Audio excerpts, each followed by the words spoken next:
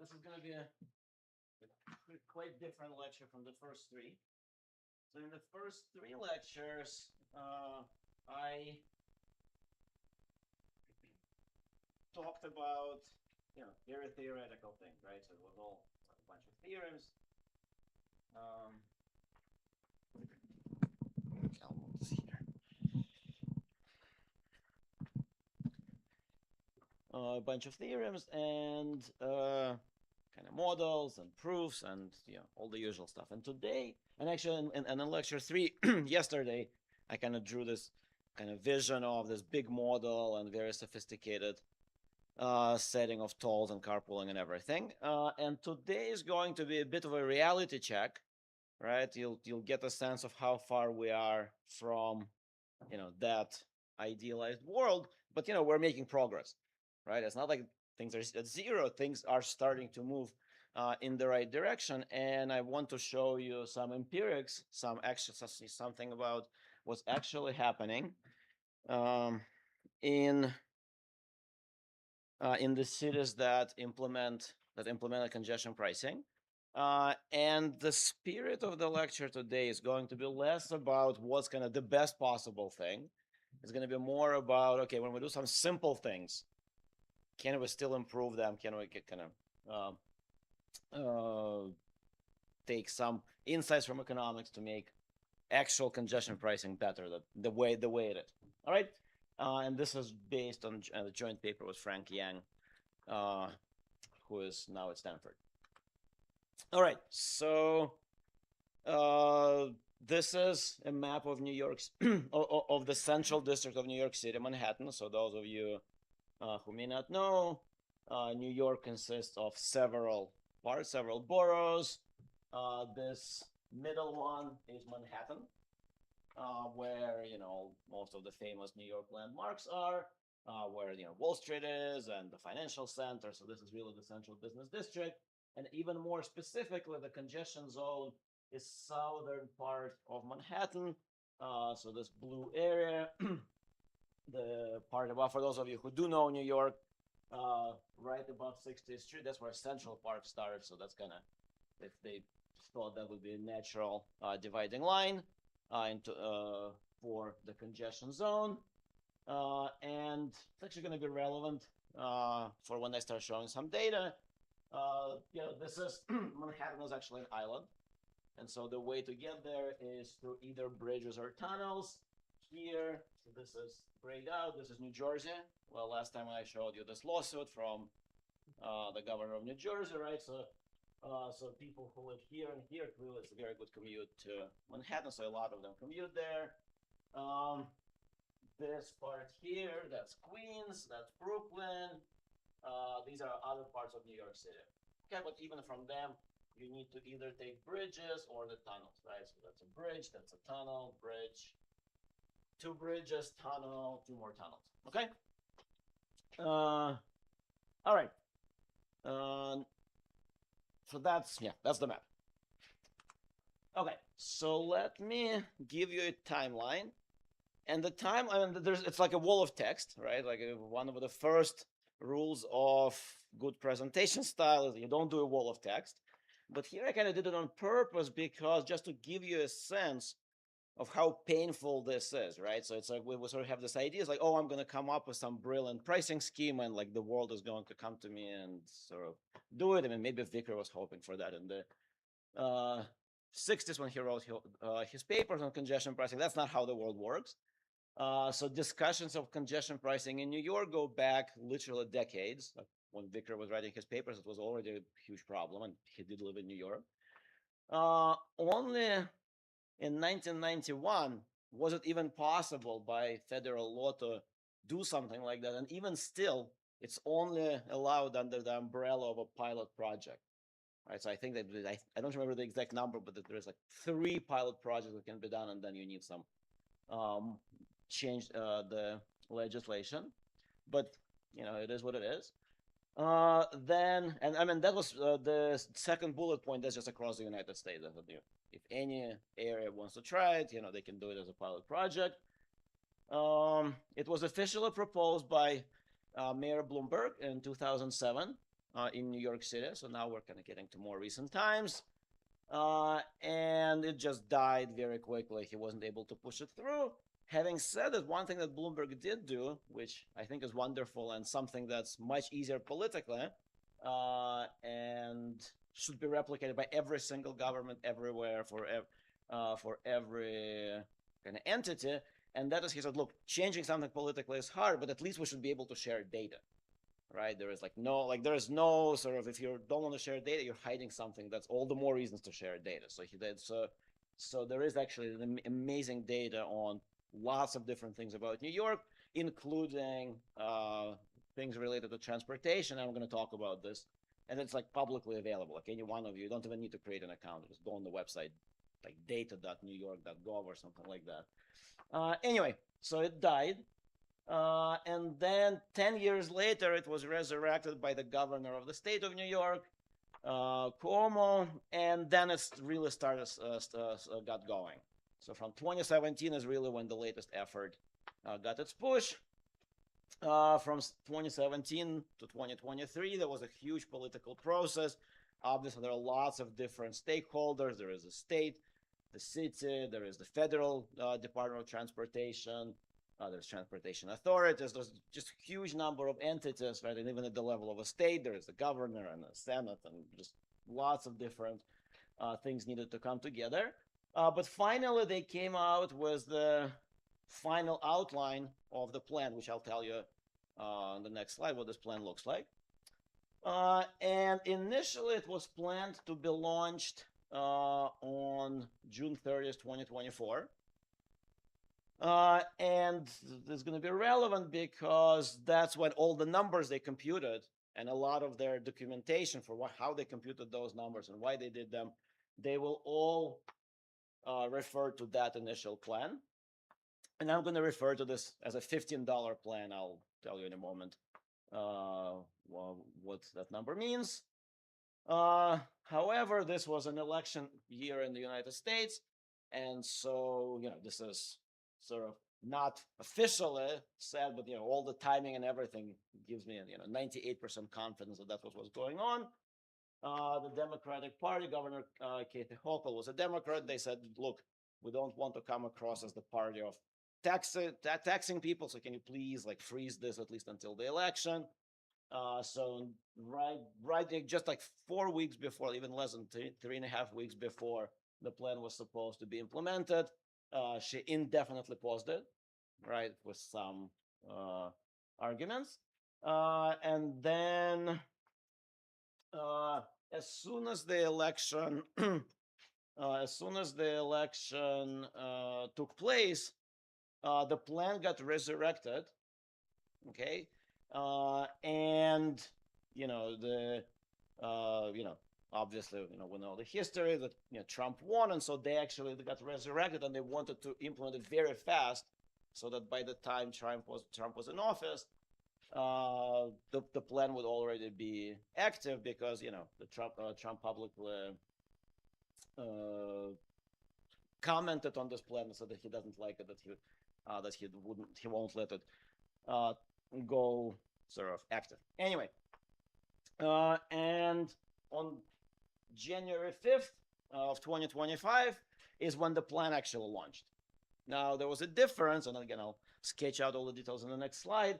The Governor Hochul said, this 15 number is too high.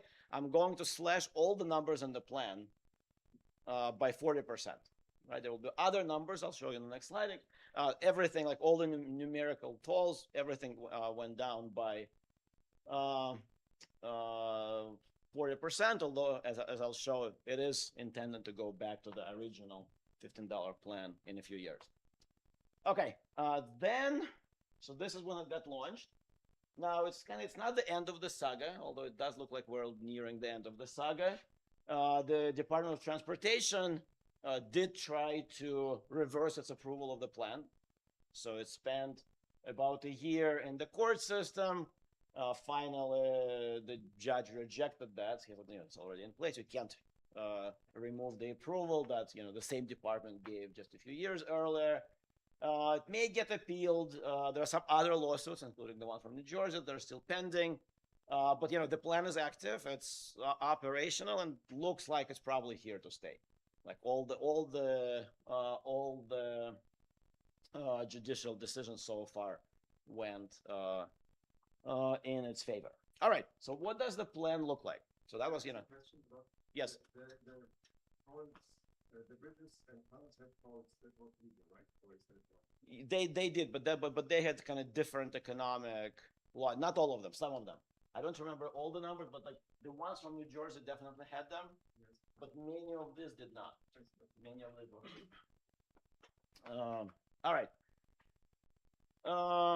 Okay, so that's pretty much the only slide I'm going to mention about politics. The rest is going to be kind of economics. Okay, so here's what the current plan looks like. That was launched on January 5th, 2025. And you will see throughout this page that some of the numbers are crossed out. Okay, and the way I chose to present this is the crossed out numbers are the ones from the original plan, from the $15 plan. And then when the plan was actually implemented, they got crossed out and new numbers were put in place. But basically, every single number that's crossed out, the one right next to it is 0.6 times the crossed out number. Okay, so it was literally just, they just reduced it uniformly by 40%. Okay, now, details. The way the plan works, it's cordon pricing, right? So what does it mean? It's a common system.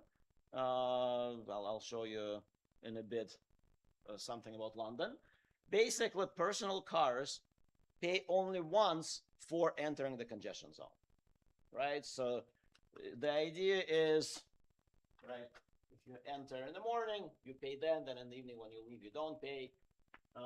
And once you're in, you drive with no pricing. Is it once per day or once per day? Once per day. So they specifically say that, which I think for all practical purposes, it doesn't matter that much, because I don't think there are a lot of people who like go in there and there are taxes. I'll get to taxes, but like personal cars, it happens, but I don't think it's that often. All right. So peak hours are defined as from 5 a.m. to 9 p.m. on weekdays, 9 a.m. to 9 p.m. on weekends. Okay, those are peak hours. Personal vehicles, so if you take your car and just drive in, right now are paying $9 if you enter during the peak.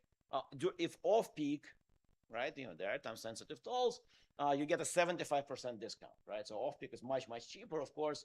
That's, have to be there before 5 a.m. So it's a big discount, but for a fairly early arrival. And that's where this, this was kind of the top line number. If you read newspapers around that time, they were all focusing on $15, $9. So that was these are the headline numbers. That's why I call them $15 plan, etc. All right. For larger vehicles, so if you have trucks, if you have tractor trailers, depending on the size, they would pay either $14.40 or $21.60 during peak, which sounds like weird numbers, but of course it's just 0.6 times nice round number that they had before. And same thing if they enter before 5 a.m. Or before 9 a.m. on the weekend, they pay 75% less. All right, so now comes the fun part that, as I will argue, the plan gets.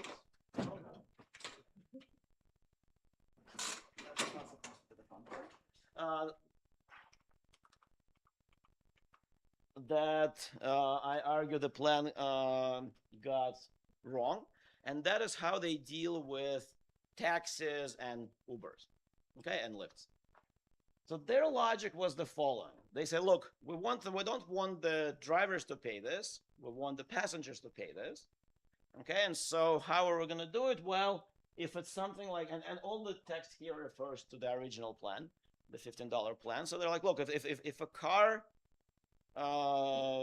pays $15 per day for the congestion zone, then for the taxi, we should just say, okay, it's $15, and then let's divide it by however many trips it makes in the congestion zone, and divide, like on average, and divide $15 by that, right? So the specific numbers are passengers pay per trip surcharge, of 75 cents for taxes, 150 for FHV stands for for hire vehicles, so it's like Uber, Lyft. Right now, those are the only two, but if there are more, would apply to them too. 24 hours a day. And so here is a quote: the recommended tolls of $1.25 for yellow taxis, green cabs, and black cars, and $2.50 for Uber and Lyft were determined by dividing the daily base, $15, by the average number of trips that taxis and FHVs make in the central business district today, which is 12 and 6 respectively. Okay? Okay, and then the last thing that's relevant is that the rates are supposed to go back up to the $15 level. So in 2028, they're supposed to go up halfway, right? So all these crossed out numbers will get multiplied by 0.8 instead of 0.6, okay? And then in 2031, we go back to the original numbers, okay? So basically, instead of just implementing it right away, they decided to make this more gradual, okay? Any questions here? All right. So what's the basic intuition of this, right? You can see this is like Econ 1 intuition, right? Where cars create congestion. So you put toll on cars, you're going to get fewer cars, right? How can this possibly be wrong? And the reason why it's wrong is that, perhaps surprisingly, traffic is not created by cars. Traffic is created by car trips and miles. Okay, if I have a vintage Porsche sitting in my garage, it's not creating any traffic. On the other hand, if I have an Uber or a Lyft that just keeps circling throughout the CBD for the entire day, they create way more congestion than a personal car who drives in once and then doesn't drive during the day. Okay, and the difference is not, it's not a small difference, right? It's not some sort of just semantics. As I'll show, this is a fundamental difference. It's a fundamental problem with this plan. Thinks about cars and not car trips and miles. And let's actually try to quantify it. Once you have this frame of mind, kind of per unit of congestion, per unit of externality that different types of traffic create, how much do they pay? Okay? And it actually turns out to be a slightly more interesting calculation than you may think, because once you start thinking, you realize there are like some things that maybe initial intuition somewhat misses. The first thing is, how much do personal car, and by the way, these numbers refer to the current plan, right, the $9 plan.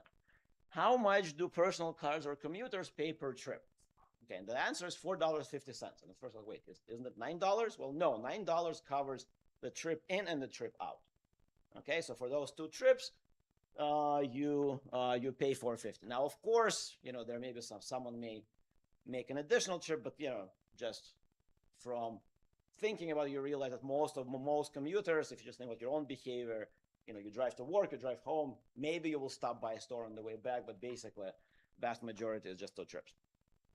Okay, now let's think about taxis and for-hire vehicles. At first glance, it looks like they're paying, the headline numbers that are there on the slide, but that excludes empty miles, right? And that data is pretty reliable. It's one of those things that are being collected. They are empty half the time, right? Taxis and Ubers drive empty half the time. And so when you pay for a trip, when you pay 75 cents, you also pay for 2 trips, right? It's a different 2. The 2 in the first bullet points and the 2 in the second bullet point is kind of like a coincidence that it's the same 2. But the 2 here is because you half the time they're empty, you pay for the trip as a passenger, you pay for the unit of congestion that you created on your own trip, plus on the time that the Uber or Lyft was driving empty. So you end up paying for the same unit of externality, right? If you're taking a taxi, more than an order of magnitude less than if you take a taxi, right? So 37.5 cents. If you take an Uber, it's 75 cents. Now, that's actually not the worst of it. Where it gets even worse, think about delivery vehicles. So think about Amazon, Fresh Direct, UPS, FedEx, etc. Especially if they enter before 5 a.m. Right? So think about a delivery vehicle full of deliveries that enters the city before 5 a.m. They're gonna pay $3.60, right? Because if you enter during off-peak, you pay, 25, only 25% of the toll, which was higher for bigger vehicles. But then they keep circling the city throughout the day, making those deliveries. Okay. And by the way, I'm not even talking about, we'll talk about this a bit more. I'm not talking about like double parking, blocking traffic, just purely how much they drive inside. On average, they make between 100 and 200 stops, right? So now those stops are not comparable to the trips in the first two bullet points because obviously they optimize their delivery, so distances between the stops are much smaller than the average length of the trip. But still, it just gives you a sense of just how tilted the whole thing is against the drivers of personal cars. All right. So we end up with this dramatically, like it's not some sort of like, oh, you're punishing it by 50% more. We're talking about 1 or 2 orders of magnitude difference payments per unit of congestion, okay, between those different types of users of road surfaces. Now, why is that the problem? Well, the first one, and this is an economics conference, so you may say, well, we're economists, why should we care about this? But still, this is patently inequitable, right? So why would, think about people on these bullet points, right? So someone driving to work, think about like a nurse driving from Queens to one of the hospitals in Manhattan. Why should she pay more than, an iBanker, taking a cab from LaGuardia to Wall Street, right?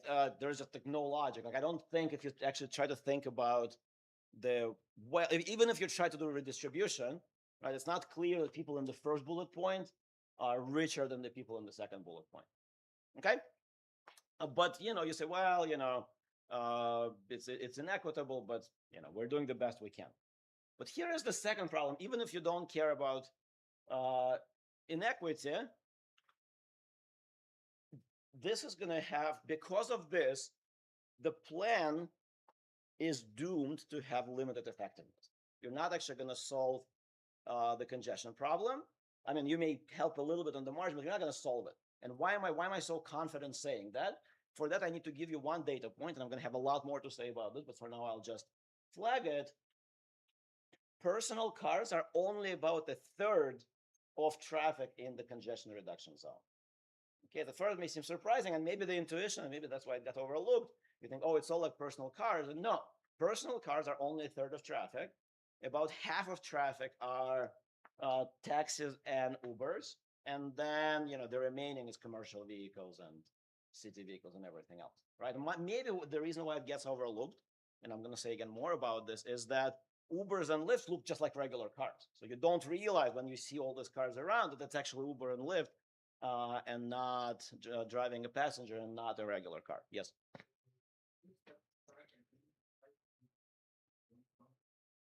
If it's a personal car and you are completely inside the toll zone, that does not get tolled.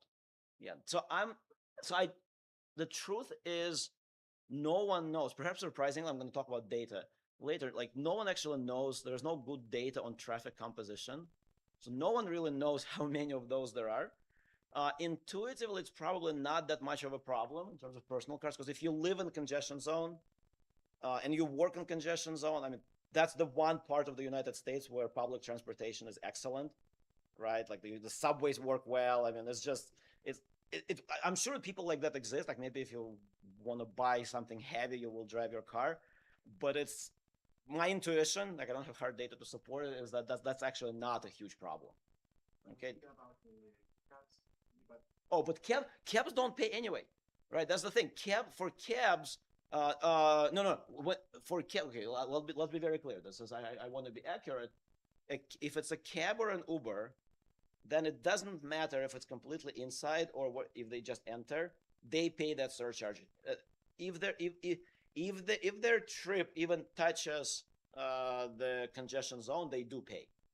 Okay, so the part that they're not told is only personal cars, and that again, I don't think that's that much of an issue. Although one of the messages of this paper is like it's super important to measure those things. Yes. But then, couldn't it be that at rush hour there's not much person? you know, the congestion works. That's why I'm going to get to the data section. We collected tons of data on this. I'm going to talk about this. And the short answer is no. But long answer is yeah. Okay. All right. But so basically, once you realize that, you're like, oh, wait. So no matter how heavy you know, tax that poor 1/3 of traffic, you can, you know, really abuse them. Still 2/3 of traffic that pays basically peanuts. Okay, so it's not going to be effective. And I'll show you something. You know, we now have a year and a half of data to kind of illustrate that. And the data is actually going to be more interesting than you may initially think. All right, let me go faster. So, yeah, so we actually have some, even before going to New York, we actually have some evidence that these types of schemes don't work. Okay, and the best example is London. So essentially, the New York scheme was modeled in London. That has essentially the same idea, same coordinate pricing. It was introduced 23 years ago. Right, so it's been more than 2 decades. So we really have a lot of data. Initially, the vehicles entering the central area of London would pay £5, you know, for entering, for the day that they're in there during the peak period. Now here is the timeline of rate increases. Okay, it started at £5, and then, you know, they're like, oh, it's not working. Let's keep increasing it. So now it's up to £18. Okay, if you do inflation adjustment, it's basically double what it was before. Okay, here is the BBC just a couple of years ago. Publishing London's roads remain some of the most congested in the world, with more time being lost to traffic jams than before the pandemic. Here is the same, I mean, the picture, I kept the picture. A year later, this is really probably the one that's, to me, was the most shocking. Because the world is big, right? There is Sao Paulo, there is Mexico City, there is Delhi. Well, guess what? This TomTom, the navigation company that collects a lot of data on traffic and traffic speeds. Unfortunate news for residents of the Big Smoke. London is still the world's slowest city. Of all of these that you imagine, they're the slowest, right? The central part of London, according to this index, right? Despite, at that point, having 20 years of congestion pricing. Yes? I lived in London for 28 years. Yeah? And I can tell that traffic is improving for my first experience compared to what it was before. Let's be very clear. So this is an important point, and I'm going to talk about this in New York too. It's probably, there is no question that if you tax some cars and reduce the numbers, traffic will be, yeah, it might be improving. But it's still like, again, I think like we have such a PTSD from traffic that we just say, oh, it's a little bit better than before. But it's not like, you know, we don't want to have congestion, right? Like it's clear that clearly did not solve congestion, right? It's clearly still super congested. Right, it's not as bad as it would. Like, let me be very clear. I'm not saying that we shouldn't have this scheme at all. Like, this scheme is better than nothing. Okay, just to be very clear. All I'm saying is that if you're trying to genuinely fix the problem and like not have traffic congestion, then the point is people don't drive. I mean, I had a student who said, maybe you guys park here, and I said, nobody drives into this. And it's still super. That's exactly my point, right? So you got priced out. Right? You stopped driving. That's exactly my point. But it's still mega congested. That's exactly the point, right? It's sort of that's. The only question is also, what is the alternative to delivery vehicles? We'll get to delivery vehicles. Actually, that's the easiest part to solve.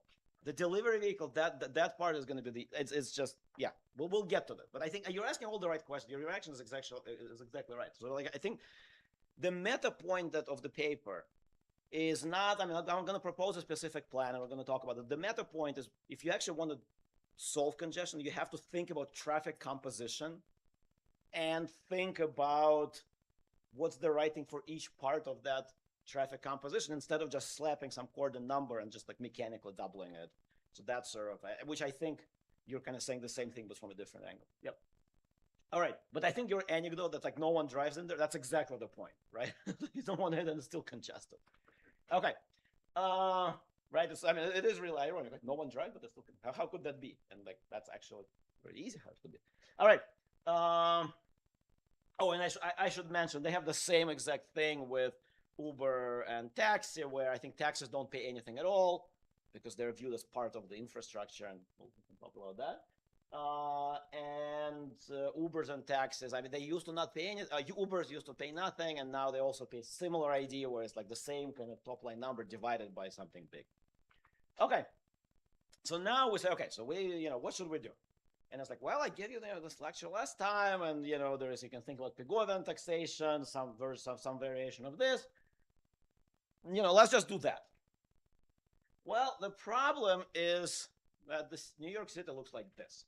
Okay, so this is a screenshot from, don't try to look at specific part, but it's the same, CBD of Manhattan I just took the screenshot at some time of the day, right? And you see this red and, the color, you all use navigation apps. So it's like, this part is actually mostly green. So you actually don't need Pigouvian taxation here. Over there, you really do, and then like some of those you can see they're like red and black, like that's where it just stands still. So if you actually, and it's, by the way, it's changing every minute, right? So if you actually try to implement Pigouvian taxation as it's intended to be, and do it per unit of congestion, that's actually incredibly hard, right? We'll see. Maybe we'll start converging to it eventually, but like it's clearly not something you can do right now. In part because the monitoring technology that they have as of right now is, at least for personal cars, is just on the entrances to the city. Okay, so it looks great in theory, and maybe we'll converge there, but we're quite a long way from that. So what's our project? What did we decide to do with Frank? We said, what?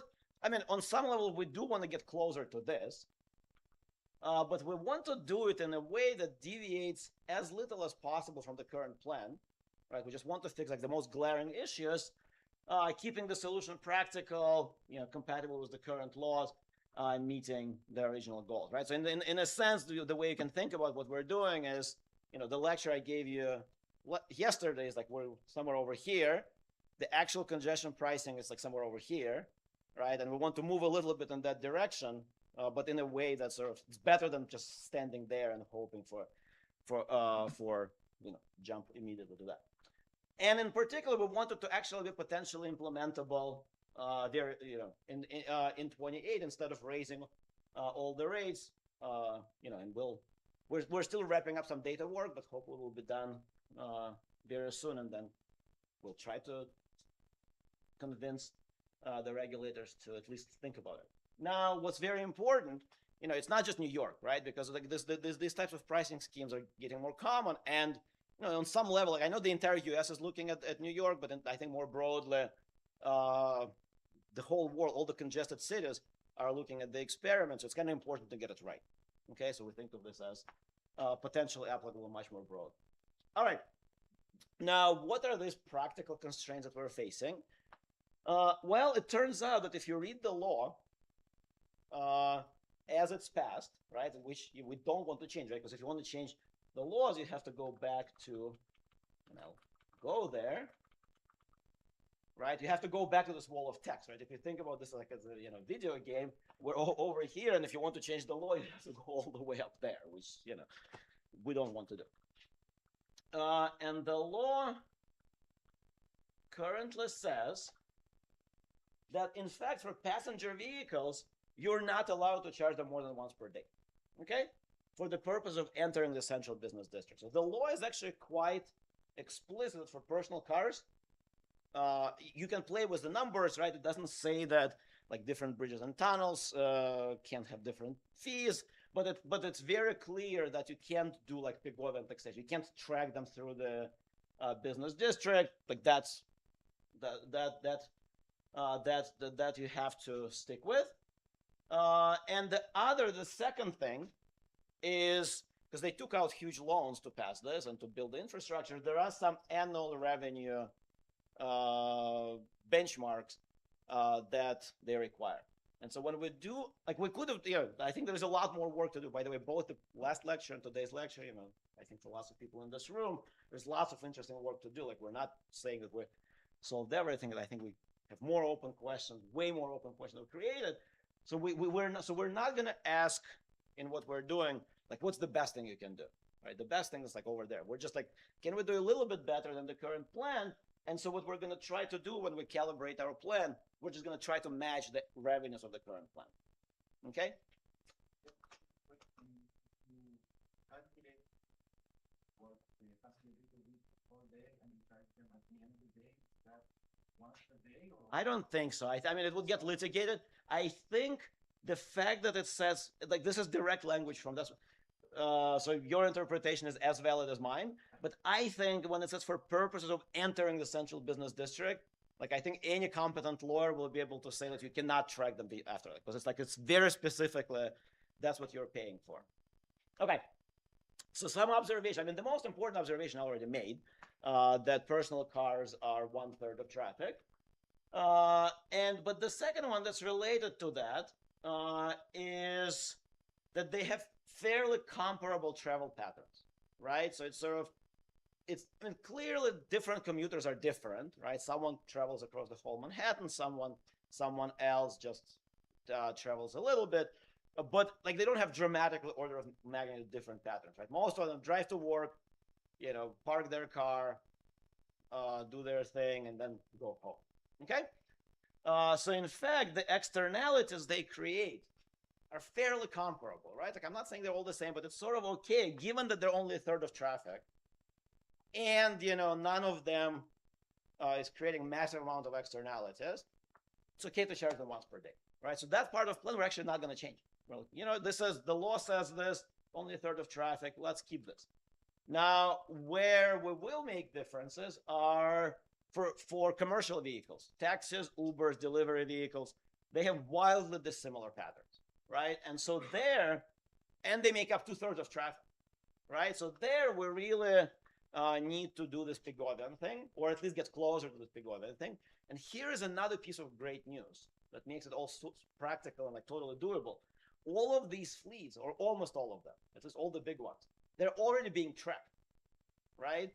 For sure, Uber and Lyft, they're tracked. Taxis are all tracked. Delivery vehicles, they're all tracked. Well, they're all fleet vehicles. So you don't need any new infrastructure to track them, right? So you don't need to build any additional things. And for them, you should charge them per trip, or better yet, per mile. Okay, but per trip will already be an improvement. Yes? So when you say 1/3, 2/3 of traffic, numbers Okay, that's a very good question. And the way we think about this, it's basically going to be the latter. And the way we're going to measure this is the mental experiment, the thought experiment. Suppose you stand on a corner, a randomly chosen corner in Manhattan, and you just count the passing cars. So 1/3 is going to be personal cars and 2/3 is going to be, so which is mileage? Yeah. Okay. So this is the proposal. And it so happens, this is like, this is sort of a bit of a coincidence, but it works out this way, and we think politically it makes it super nice. For personal cars and commuters, you can actually keep exactly the current rate. So instead of going back to 12 and 15, you can just keep it at $9. Now, for taxis and for hire vehicles, you can still, turns out, you can either charge them per trip or per mile. It's probably easiest in the short term to keep it on the per trip basis. It's not as efficient as the per mile, right? Because it tilts, discriminates short trips against long trips. But we did some calculations, and it's not that big of a deal. Okay, so you can't continue charging them per trip, but the amount has to be much higher, right? The amount has to be commensurate with the amount that the first bullet point people paid per trip. Again, I'll give you specific numbers. Now, having said that, we're not just uniformly raising those rates. Right now, those rates, they pay 24 hours a day. And that's a little bit silly, because when the numbers are tiny, when we're talking about, like a typical Uber trip is going to be like $25, $30. So when you're adding $1 to it, like, no one cares. I mean, people care, but it's sort of, it's minimal.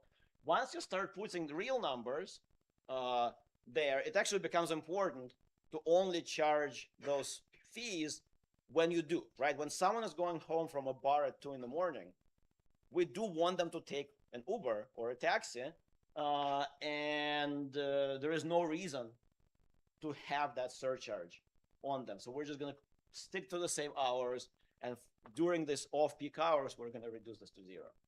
Okay? All right, now the third part is trucks and delivery vehicles. And this one has to be per month, right? Because there is no notion of a trip, right? If you think about a delivery vehicle that has a lot of packages, like that needs to be done per mile. Now, this is to your point about delivery vehicles. That's a very important point.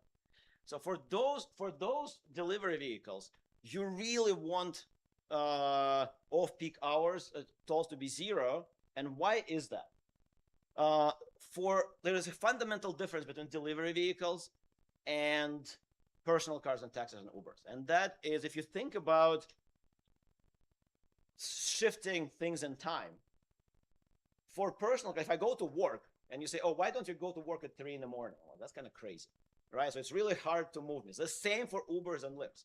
Now, for deliveries, if you're supposed to think about this, there is absolutely no fundamental reason why deliveries in Manhattan need to be done 9 a.m., 2 p.m. Now, obviously, it's more convenient. If you're receiving a delivery, it's more convenient for you to get this delivery at 2 p.m.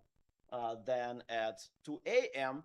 But, like, if I think about my Amazon purchases, pretty much, like, I mean, there may be, like, one exception per year where I actually want to be there for the delivery. But vast majority of them, if they get dropped off in the middle of the night, that's perfectly okay. Right now, there may be some safety issues, people stealing stuff. I'm going to talk about that too. But basically, this part is really, really important. Like, you don't, I mean, if it's a piano delivery, yeah, you want to have it during the day. But vast majority of other deliveries can eat, like, there is just no good reason to have most of those delivered during the day. Yes? And they could also be better organized instead of 5 minutes a day. Well, so that's sort of, I think that's something that companies are probably already trying to do, right? So that's something we'll leave to the right? Here, like the first point we're sticking to. Yeah, exactly. Here we're being more Pigovian. We're just, look, we're gonna have free delivery, free no toll during off-peak hours. We're gonna have a very heavy toll during peak hours. And if it's something like if you're delivering some fresh cut of sushi for tonight's dinner to a restaurant, yeah, you're gonna pay the extra, $10. But if it's 98% of other deliveries where it doesn't spoil, and even for spoiling things, you can have a fridge, right? So those all, and by the way, the city has been trying to do it for years and completely failing because, you can tell people what to do, but you have to give them hard incentives. Yes?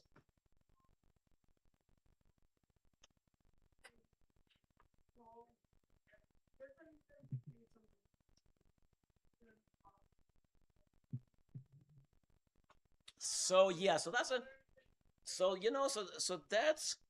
I think that might be a concern. I wouldn't be too concerned, just because the way, so it would be a concern, I think, for like smaller, like if it's like flower delivery, I think that one is going to be very hard to track because it's like, but on the other hand, like that's like, we don't want the perfect to be the enemy of the good. Like most of the big fleet deliveries, I'm not worried because, like, if you're a product manager at Amazon, you don't want to go to jail just to save a few bucks, right? And like you would, like, there will be fraud, right? So I mean, we already have it. We already have various surcharges on Ubers and taxis, and they're being tracked. And I don't think anyone in their right mind in those big companies, big fleets, would risk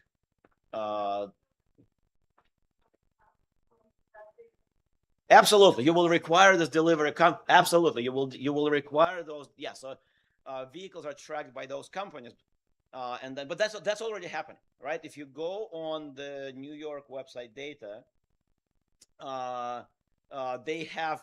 I'm going to show it. I have 20 minutes remaining, so I'll go faster. But they already track, like, at the level of the individual trip. So that's, like, it's a potential concern, but I don't think in practice, for the majority of things, is going to be a concern. All right. Okay. So this is related to what I was just saying. It's the last point. And actually, I promised not to talk about politics, but I think this is one that is kind of about politics. And of course, when you offer to charge some types of constituents more, they will object to it. But here is a great thing. You can actually compensate them right? The key here is you charge them per trip, but then you can compensate them lump sum. So for example, for taxis, to the extent, by the way, the taxi drivers are not necessarily losing. They're only losing because they're not charging them. You're charging their passengers. So you need to look at the elasticity. And even beyond that, if there is less traffic, they will make more trips per day. So it's not even clear they're hurt by that much. But even if they are, it's better to compensate them with like one-off payment. For example, you remove their registration fee, or like you help them with insurance or something like this once per year. That doesn't mess with their incentives on the margin, as opposed to kind of giving them discount for the actual trips.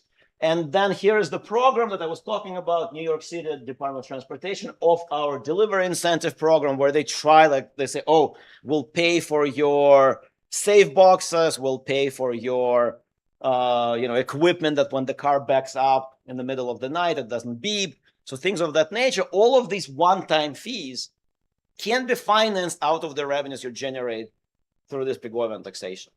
Right, so that's kind of, I think that's an important part to think about, because if you look at a lot of debates, it's all kind of all or nothing. It's like, oh, like you either have it on tax or you don't have it on taxes. But like you can do, we have a lot of tools in economics, like two-part tariffs and other things that can easily solve this issue.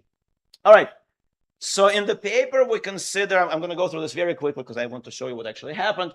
In the paper we consider multiple plans, but I think when we revise it, we'll only keep two. The one, and I'll only talk about those two. The current plan, Plan 0, that's supposed to get implemented in 2031. And Plan 3 is what we're proposing, which is $9 cordon fee, so keep it at the current level, and $9 total per trip fee during peak hours. Okay? And I'll tell you why I'm emphasizing total here, on Ubers and for-hire vehicles. Okay, so this makes it equitable. Okay, and what I'll show you, I'm actually not probably going to go through all the calculations because it's a theory crowd, that this will actually generate a comparable amount of money to Plan 0, right? So it makes it equitable, puts incentives in the right place, and meets the revenue goal of the plan.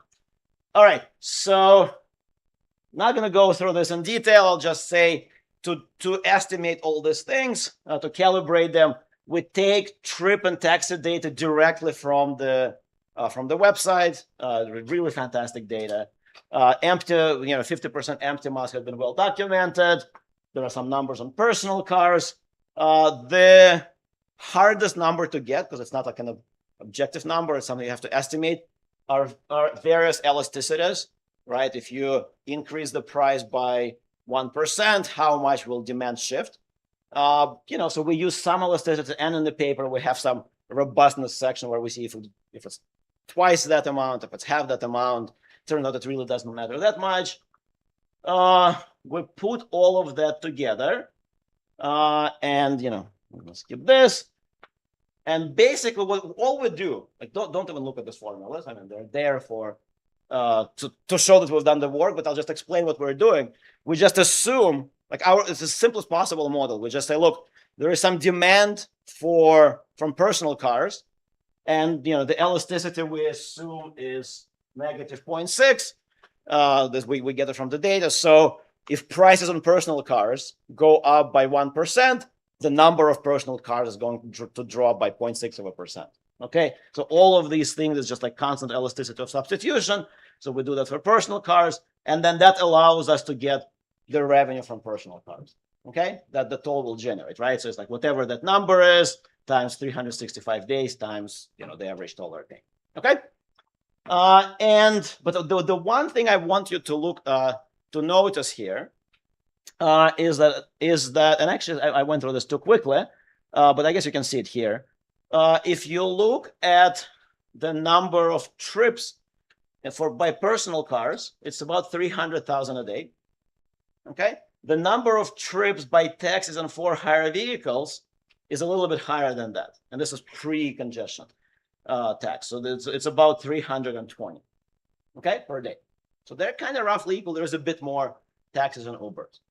If you look at the congestion pricing revenue from those two groups under the current plan, they're wildly different, right? So personal cars pay about 700 million per year in these fees, whereas Ubers and Lyfts and taxis pay less than 250, right? So that's another way. I mean, it's kind of like you would expect, but it's like once you see those numbers, it's just like, to me, this becomes more vivid. It's like, that's just unfair, right? Like these guys create more congestion than these guys, and yet these guys pay 3 times as much as these guys. All right. So then we do the same thing for our alternative plan. Okay. And we do the same calculation. We'll lower the toll. Now, again, I'm not going to go through the numbers here. I'll just tell you that there's an additional wrinkle that we need to take into account, and that is there are 2 actually. One is about between a fifth and a quarter of the trips on taxis and Ubers take place during off-peak hours, right? So this is where we're going to increase the price during peak hours and drop it to 0 during off-peak hours. So, these calculations become a little bit, have more terms than just this. There's like a plus and a minus. And another thing, which, we learned fairly late while working on this, is that there was already earlier surcharge fee on taxis and Ubers south of 96th Street, which is a superset of the current area, where they're already paying $2.75 per trip on for-hire vehicles and $2.50 on taxes. So we don't want to do double taxation. We just want to top them up to the same $9 relative to the current level. So that's why these calculations have more pluses and minuses on them. But then, after you do this, you end up with much more sensible total numbers than you did before. Okay, the last thing I will say before showing you what actually happened is delivery vehicles. And for delivery vehicles, there are actually 2 types to think about. The first one that I already talked about, so Amazon, FedEx, etc. But there is another type of delivery vehicles, and that's like Instacart or DoorDash or Uber Eats, all of those things. Now, restaurant delivery in Manhattan, actually most of them use bikes, e-bikes, motorcycles, mopeds, things like that. But still, about 25% of those deliveries take place by car. So and right now they pay exactly 0, right? Because as you asked, if you're staying completely within the zone, it's not an Uber trip. Right now they pay 0. Of course, they create an externality too. For those ones, as we said, we're going to charge per mile. So we'll look at the $9 number that I told you about before. We'll look at the average length of the trip, which is, again, because there is amazing data on Uber and Lyft and taxes, it's very easy to find. So we end up with a number of $2.25 per mile, right? That's if there's one Pigovian number to remember, and under the current plan is $2.25 per mile. And, we apply it to first to trucks and the big delivery vehicles, apply it to restaurant and gig delivery. And just to summarize all of this, so this is, just to show that we end up matching the numbers. So under the current plan, this is what each of these subcategories would pay. And again, these guys are about a third of traffic, right? But they're bearing most of the cost. And under our plan, right, you would generate a bit more, right? And you can use the surplus money for these one-off things, such as one-time payment to taxi driver. There are those safe boxes for overnight delivery, right? That's a nice amount of money for those programs, and you have a much more proportionate and balanced set of charges across different categories of traffic. All right, I have 10 minutes left. Let me tell you what actually happened. So, yeah. You could argue that a Uber car is more efficient than a personal car because it doesn't take up parking. So that's a good question. And again, the way we're thinking about this, one step at a time. The thing about parking is you can regulate that through parking, right? So parking, you can charge for parking. You can, there are already parking garages, right? So I think given that when there is an externality that you can price kind of directly, like you should just do that, right? So I don't. No, but that's price, right? So I think again, we're still economists, right? Like I do want to have this basic Pigovian framework in my mind when I'm thinking about this. They do take space, but they pay for it, right? And as long as they pay for it, right, the incentives are aligned, right? So if I want to have a parking garage at Goldman Sachs, but my senior executives can park, and I'm willing to pay through the nose for this, or not through the nose, but whatever the market thinks you should pay, that's fine, right? Because like you're paying for the externality you're creating. It's this unpaid externalities that are a problem. All right, so what's actually happened? The thing is, we wrote our paper. I'm very proud of it. We wrote it about we were writing it slowly, and we're like, we want to put it on our website and present it. The first time we presented was like 3 months before it went live. So like we can, we're not sort of reverse engineering this. We're like, we called it. But now we're adding this stuff about what actually happened. So this is from the official New York report on congestion pricing.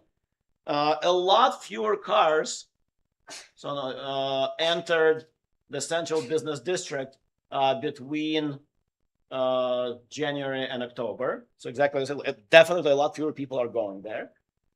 Speeds improved, so it's not like it was completely ineffective. They improved by about 4.6%. However, if you look at bus speeds in the congestion zone, that's actually a very good data source, right? The buses get tracked, so they actually have, and again, to their credit, I mean, I just love this as a researcher. Like all this data is just available on their website, right? You don't need to ask permission, email someone, just go on the website. You can get like route by route, like for each route in Manhattan, you can see like exactly the average speeds and times all during the course of the day. It's really cool data. So those increased by 2.3%. So it's not nothing, but it's very much following the London experience where you're having this like minor improvements, but it's not like dramatically solving the problem. Now, where you are seeing dramatic improvement is on all of those bridges and tunnels. Okay, so there, the vehicle speeds on crossings improved by 23%. Like that's a big improvement, right? Like it's and almost an order of magnitude higher than this numbers over here. And again, this is across the entire day, right? So during peak times, it's even more dramatic. So that's interesting. So let's, I'll explain why we think this is happening. All right. So why is there this huge discrepancy? And the answer is, again, it's traffic composition, right? You really need to think about traffic composition.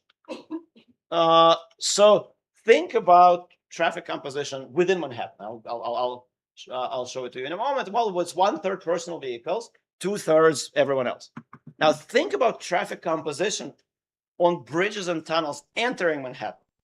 It's completely different. There, it's mostly personal cars, right? Because personal cars per one instance of entering travel a lot less within the city than Ubers and taxis, right? An Uber crosses into Manhattan, like it's almost like an accounting exercise, and then creates a lot of trips inside Manhattan.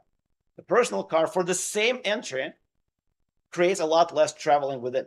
So just mechanically, traffic composition, and we'll measure, I'll show you the data. Traffic composition on bridges and tunnels is dramatically different. It's much more personal car heavy than inside the city. Okay, and so there, you are affecting them. You are seeing dramatic improvements in speeds on bridges and tunnels.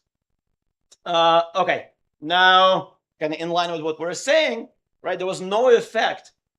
If anything, the effect went in the other direction on taxi and Ubers during the same period, right? So you're clearly seeing an effect on personal, which is, it's not surprising on some level, right? Because you are imposing a big tax on one group, you're not imposing a big tax on the other group, and yeah, so taxi and for-hire vehicle trips and miles remained roughly the same.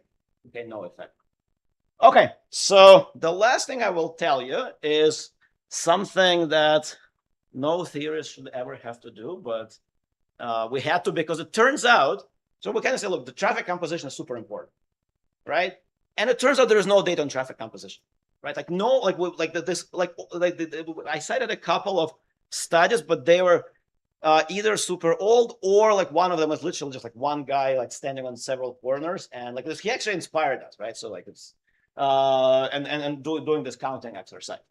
So we hired a bunch of workers from this platform GigSmart, who ended up recording about 2,700 10-minute videos, standing in various points in Manhattan at various times of the day, and classifying what kind of vehicles are passing. Now, it turns out, and this is, I mean, there are lots of good coincidences. Turns out we cannot do this in London, but we can do it in New York. Why is that? Well, an Uber vehicle looks the same as a normal car, right? They're indistinguishable. Except that in New York, it turns out that if you want to drive for Uber or Lyft, you have to get a license plate that looks almost exactly the same as a normal license plate, except that it has these letters TLC at the bottom, Transportation and Limousine Commission, or Taxi and Limousine Commission. And there's the same thing for commercial vehicles. So I'm not going to play this video. Maybe I'll play it if you're really curious after I'm done. Of one of those workers just standing there recording traffic and saying out loud what kind of vehicle is passing, because it turns out we were hoping like AI or image recognition would do it, and because these things are so small, especially like at night, it kind of doesn't work. Okay, so we really have those videos, and that's why I was saying we were processing the data. We're almost done, because then you need to transcribe it and classify it. We're almost done with all of that, but I can show you some initial data, and that's actually going to be my slide. You know what? I will have a couple minutes to show you the video, but after I do the important stuff. So this is, and to your point, right? We're doing this in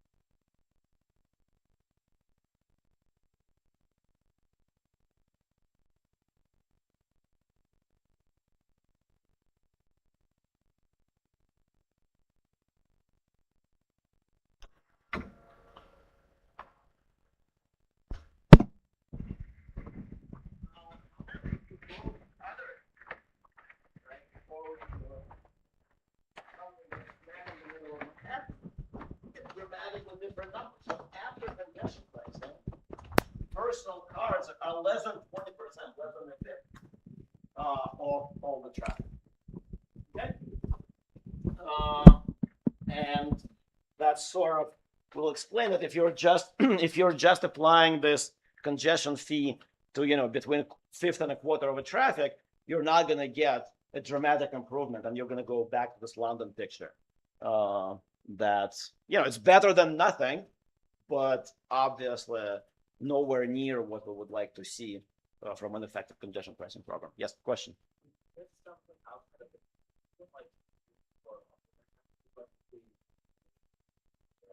So we did not do it. We were focusing just on that. There are some other papers that look at speeds both within and outside, and you can look at, for example, those bus speeds. They're not finding any like negative effects outside of, and I think maybe on the roads leading towards the bridges and towns, they're probably seeing some improvements too. But yeah, we have not done that. There, we probably could, because we have all of those videos. We could look at motorcycle, and I think so, but it's not in New York City. It's not a huge part. Yeah, they're not. I mean, first of all, part of it is the weather. I mean, in New York it snows, it rains, but also it's and again, it's a central part of Manhattan. The public transportation there is really, really good.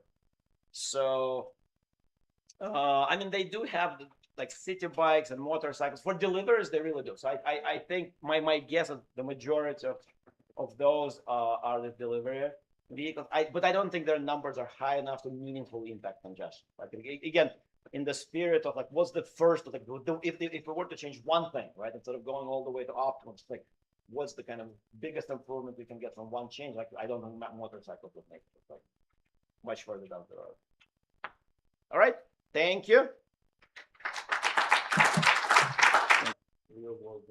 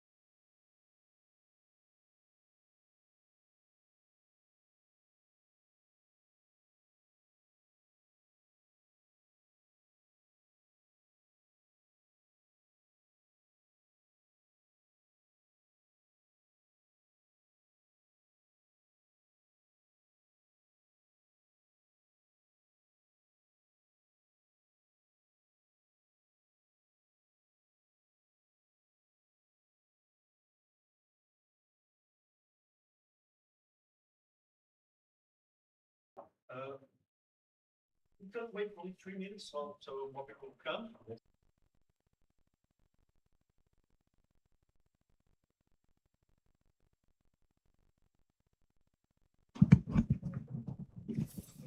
I do some of it.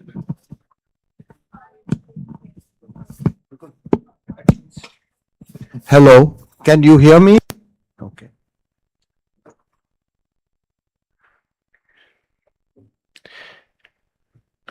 Does somebody have to read this out? I can't read Portuguese. Yes, because this is a legal requirement on YouTube. I broadcast live, so for legal purposes, it has to be read. Portuguese and English.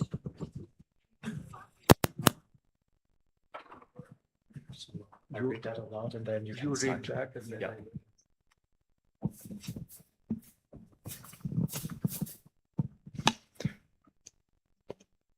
Este evento está sendo transmitido ao vivo e gravado pelo YouTube. Ao permanecer no local, o participante declara estar ciente de acordo com a captação e utilização de sua imagem e voz na transmissão e na gravação do evento. This event is being broadcast live and recorded on YouTube. By remaining in this venue, participants acknowledge and agree to the capture and use of their image and voice in the broadcast and recording of this event. So, please welcome Professor Aloísio and a little introduced by Professor Dubey. Well, Professor Araújo requires no introduction. I just want to say that I have one big regret in my life, that I couldn't spend more time with him and do some joint work with him. But every time I listen to him, I'm enlightened. And so I won't stand for long between you and him. Professor Araújo, here you are. Okay. Thank you very much, Pradeep. It's a great pleasure to be here in this beautiful Congress organized by Marilda and Mauricio Bugarin and Wilfredo Maldonado and some others, their help. And I've been here to serve of her Congress, and it's always a pleasure. I work in, had worked in contract theory, auctions, and several things. It's more in the way this Congress is done, no? And then still doing, have PhD student, but I have a special liking for this paper here that I'm presenting. Whenever you have taxes, always have some reaction of people, right? So there is always some strategic and general equilibrium anyhow. Some people say just special case of game theory, right? So anyway, either way, I'm speaking something more in the vein of general equilibrium. And I project the first page, what I should do here. So it's a joint work with Tim Kehoe, an old friend of mine from Minneapolis, from Minnesota, of Minnesota, an ex-student of mine, Juan Pablo Gama, that got a PhD with me in IMPA. And we did some background. I've been interested in risk loving. It's something that people have not done. I have a paper with Juan Pablo Gama, not Tim Kehoe, but with Juan Pablo Gama and Alain Chateauneuf, there's somebody in decision theory. And then we had a paper in Econometrica, have some others about risk loving. And then the idea is that risk loving is, and I've been doing general equilibrium in general, with many aspects that I capture. Whenever I have something, decision theory, behavior, or whatever, I put in the general equilibrium framework and say what consequence it has for the equilibrium that you obtain with for example, behavior, preference for status quo, prospect theory, and so forth. Risk loving is one of them. And then we had this paper that says the risk lovers are not too big, they don't have too much wealth, we still have an equilibrium in the Edgeworth box. People don't believe it will be in the corner, but to be a true equilibrium, will be tangent. So I think it's interesting. But to do this paper here,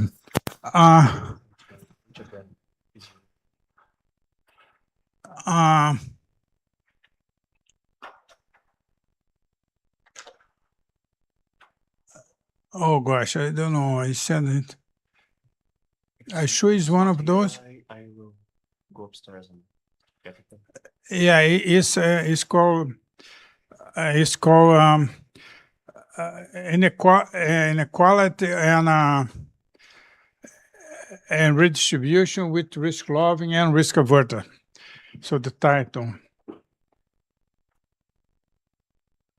I asked it, I sent to Alda and some other people. And so this is let me tell you the basic ideas that this is an overlapping generation model. And then first to talk about before, if you don't have tax, I published a paper in economic theory, that you can be like Piketty, tax the rich, transfer to the poor, and that's it. You can do whatever income distribution you feel like. That's very easy, you know. But that was the first paper. You have fat tail. One goal is to obtain fat tail, like the Pareto had this idea, you know, that you have fat tail in the income distribution or wealth distribution for countries, and he fitted it very. That's why he created the Pareto distribution, no? So we do have fat tails. There was a game is to obtain fat tail. This first paper is more fat tail, but can do whatever distribution one. This second paper here that I found more rich, more interesting, is that you have taxation. And then we're going to have a few people would accumulate lots of wealth. The risk lovers that have been lucky. A risk lover bet his shirt. So he gets do very well and he keeps betting it. And he accumulates lots of wealth. And what to have in mind here is of some entrepreneurs in the modern world, no? You find that it's very modern word, no? That's the way it is. That's why Piketty got revolted, no? And he has some reasons, no? Don't discard him totally, no? But to be more realistic. And so you have the idea of who motivated us with this rich lovers. I was doing that before because empirically you find some people, some profession, they take too much risk. You cannot explain them with risk aversion, high degree of risk aversion, risk loving. People in publishing econometric, you know, they ask us to do lots of empirical evidence, so that's done there. But in this paper here, you like very much the idea of Frank Knight. Was a professor, no, a famous economist from Chicago, no? And then his idea is that the entrepreneur is somebody that's risk lover. He takes lots of risk. He do other things also. But he said that the ones that survive tends to be risk lovers. Can I ask, what did Piketty ignore risk lovers, or he took a very short time horizon in his book? I don't know. I bought the big book, then I thought it was too much for me. I bought the small one, but still too much, so I never read it too much. But his idea, no, he has an overlapping generation, but it's very primitive. And he has this idea if R is bigger than G, so if the interest rate or the return is bigger than the G, the growth rate of the economy, then he evolves that, but he doesn't have a really good model. It's a micro-based, he doesn't have anything of that. And he doesn't talk about risk law or anything, he's just saying that the economy is growing faster than the returns that they pay, so it'll be accumulation in the hands of few. We don't have anything of this model. Thank God my co-author is not here, because he would kill me just to talk too much about Piketty. But actually it was a good motivation. Many people read about it, no? And then I'm not that, so this is the title, Growth and Redistribution, Risk Lover and Risk Averter. And that's my co-authors, no? And then this is the idea of the paper, that we get some risk lovers that accumulate. Most of risk lovers go bankrupt. They become very poor. Because it's true, just once they've been lucky, and your father, because all the agents, when they're young, they make decision about investment. And the risk averter, to simplify, you could put in the old paper, have some more complex portfolio, but just make it simple. Because you want to calculate the invariant distribution by hands. So it's not that some of them cases by hand. So it's not that easy. So you have to simplify the model. And so when they're young, the risk averter just invest in the safe asset. That's it. The other people, they diversify, but the end, by the law of large number, they convert to singleton, the average wealth of the risk averter. Anyway, they convert to it. But the risk lovers, it depends, when both the risk lover and risk averter, when they are old, they decide to either consume or to give a bequest to their children. So they leave the bequest, and the son of a risk lover is a risk lover, and the son of risk averter is a risk averter. Then you have a switching types. There's somebody gave this paper at the University of Chicago, and then some people ask me, and then other people. You do cover the switching type, but it's not very easy to do. We have some case, for example, if the risk averter accumulate, the risk lover accumulate too much wealth, he thinks twice. And then, better switch now to risk averter.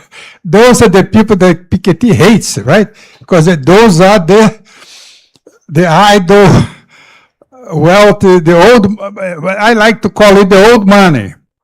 The parents, they made lots of effort, they accumulate wealth, but then they just live off rents, right?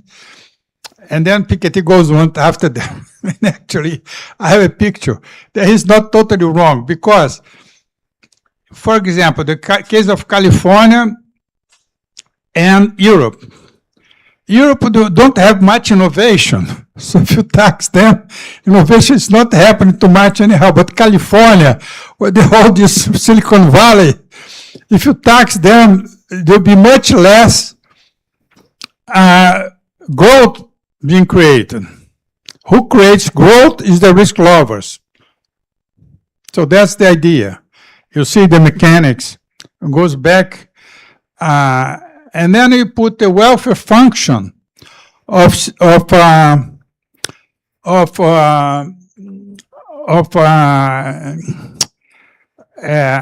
Atkinson type. And then you look, the social planner is going to maximize wealth he doesn't like inequality, but he likes growth. Because, so if he distributes too much the income, the country not grow much. So that way you found the endogenous, something that you like to put in the title, endogenous trade-off between inequality and growth. People talk about that, but I never seen a good model, or even a model. Everything is deducted endogenously. So that's one of the big advantages of this paper, okay? So that's what the paper is about, more or less, okay? And I have to do lots of computing. Another thing that there are some papers that fat tails. They don't have inequality, like a trade-off inequality and growth.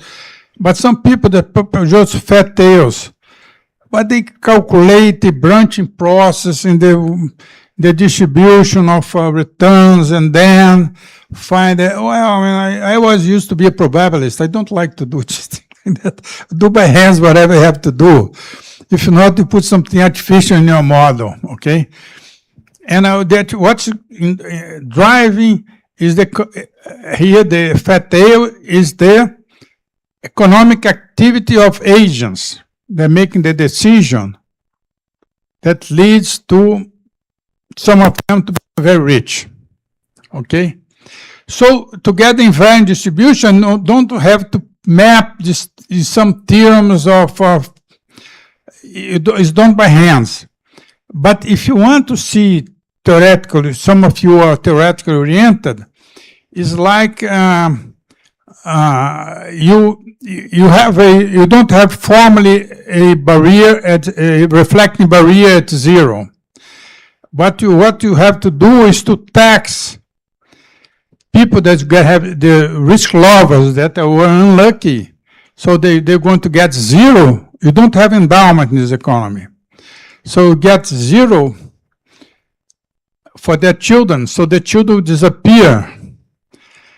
But they receive some transfer from the government, because the government tax everybody that's wealthy. It doesn't go after the risk lover. But everybody is wealthy, that means the risk lover that were lucky, the sons of several generations of lucky people, and transfer for the poor. Who's going to be poor in our economy? The risk averter? Sorry, are you assuming that the child of a risk lover will be a risk lover? Yes, that was just said. I assume that. We generalize a little bit afterwards, saying that when accumulate seven wealth, a percent of them become risk averter. The risk lover that accumulates, they become, oh, watch out for our money, you know. But what I have in mind here, you can, an application should be like these people in Silicon Valley, they're totally crazy, you know. They bet, they could have an IPO, sell the firm. Some of them do that. It has $100 million, they sell it and that's it. Buy a yacht and have a good life. Some of them stop when they have $1 billion, but some of them, them like a son of themselves, like a different period. But some of them keep betting. Elon Musk has $1 trillion, they still betting. It's totally crazy. Some of this firm might be go under, right? Artificial intelligence. It might wipe out some of this firm. You know, people are talking, there'll be few of them only alive, no? But these people have this drive to take risk. There's the idea of Frank Knight, no? But anyhow, this is the sort of, because that way give you some theory, right?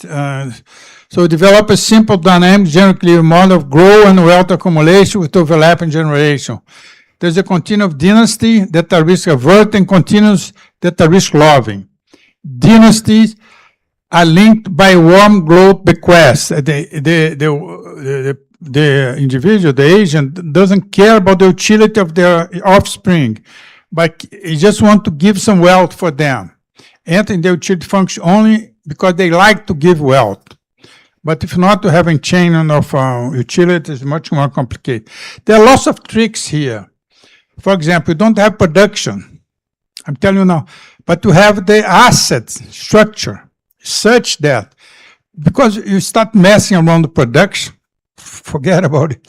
It's too complicated.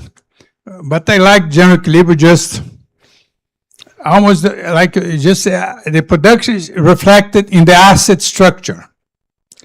And some of them will be expanding the economy, like you had production, no? But you don't have to model production. So be a nice trick. It's not mine. Lots of it is mine, lots of it my co-authors. It's very... So, dynasty link and the warm growth, but risk and yield high spectral return. The government impose tax and subsidize on wealth to redistribute. So there is redistribution in your model, like Piketty, the junior Piketty, but I'm more realistic. You might hurt growth.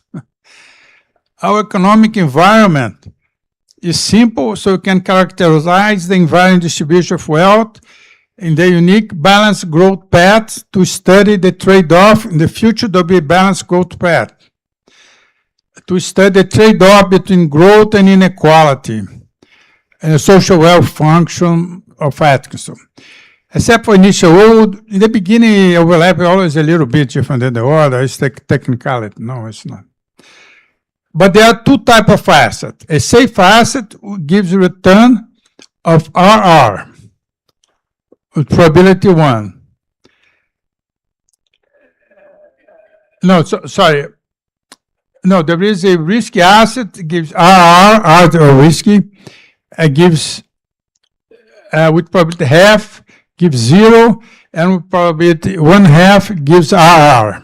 Okay? So that's the risky asset. And RR divided by 2 is bigger than RS. So the risk lovers always prefer to take the risky asset because the average expected return is higher than the return of the safe asset.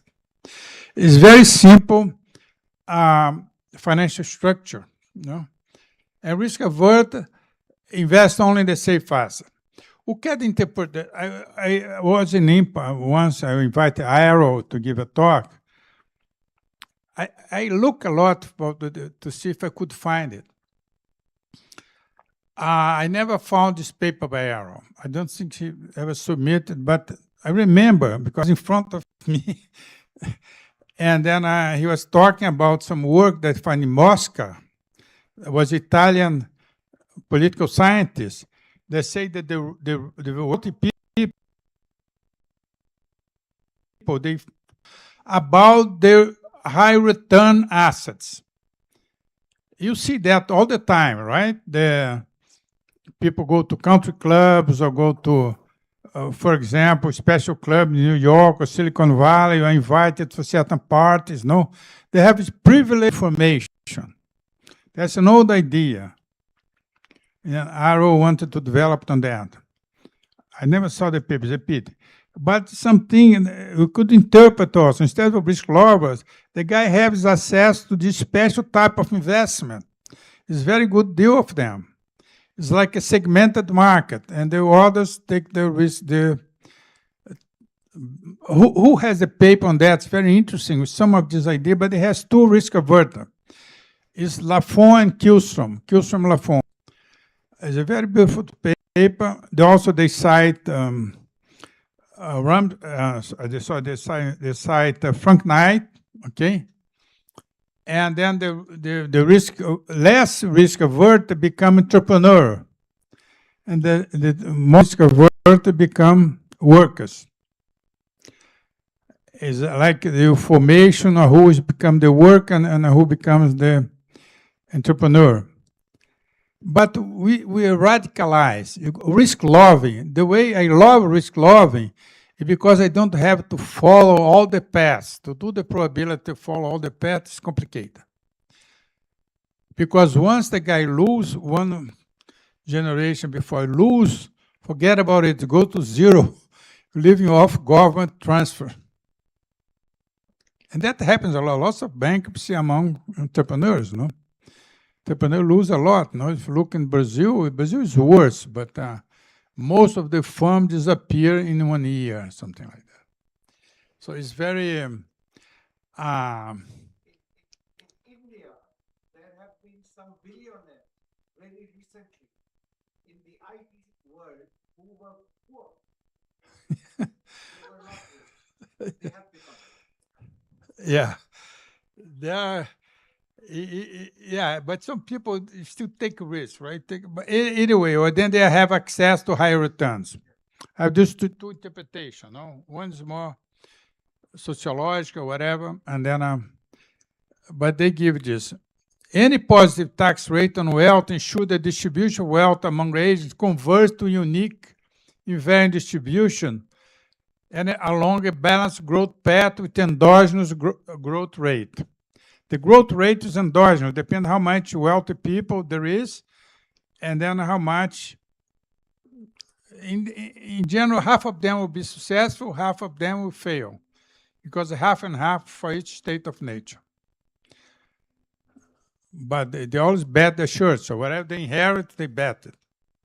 So just is extreme, but makes mathematically easier to do it. So in a way, aggregate uncertainty. It's called idiosyncratic. That's right. In Socratic, yeah, exactly. Yeah. Say it louder, please.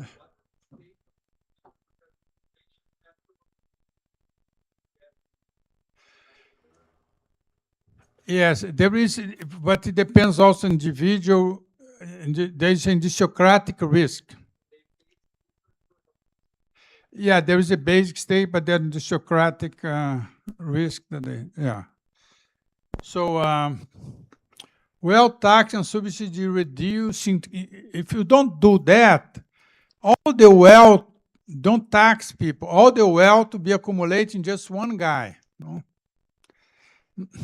The guy that been lucky infinite amount of time with probability 0 will be a singleton. The delta at infinity will be the guy of all the wealth. So it's making the income distribution much more interesting, no? Because you tax the rich, and then there's so that's the mechanics of this paper. The optimal constraint efficient. You could ask, why not to create some funds where you give some of the money to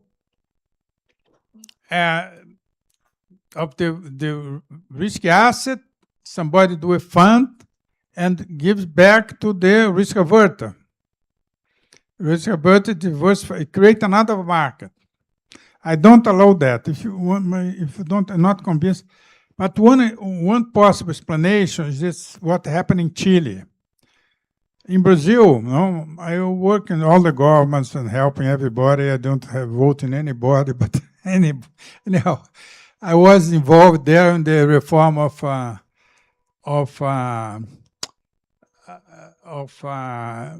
I'd call it previdence,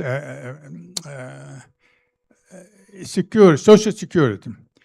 And some people wanted to have some system like Chile, like to allow for private social security with capitalized, go from pay as you go to capitalize. But they were behind. I say, look what happened in Chile.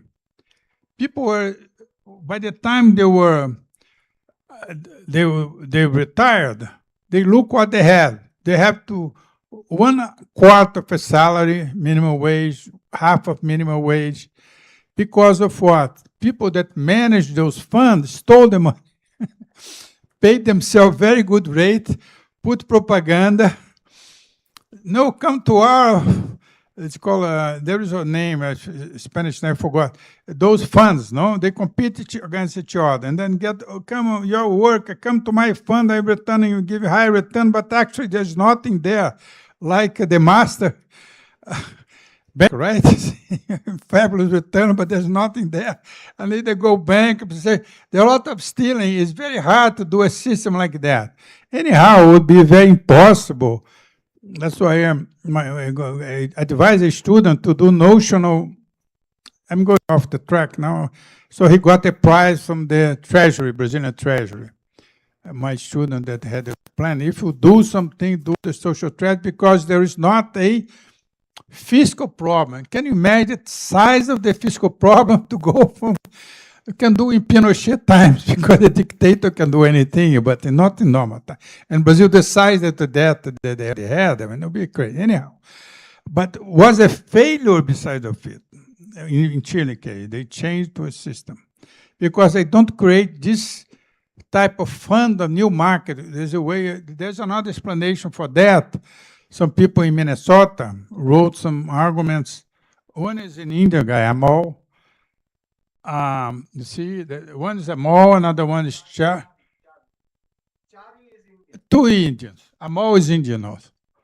I was thinking India, single Indian. The other 5 authors, but Chari also, a very smart guy, he thinks very fast. But Amal was a younger guy, but they have arguments not to, why you don't create this type, why don't complete the market, you see? Because it's a recurrent question.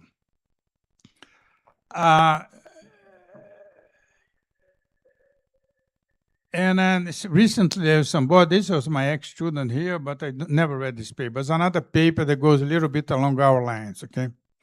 Not in the wealth distribution, but why you have, why don't you have some funds, some startups?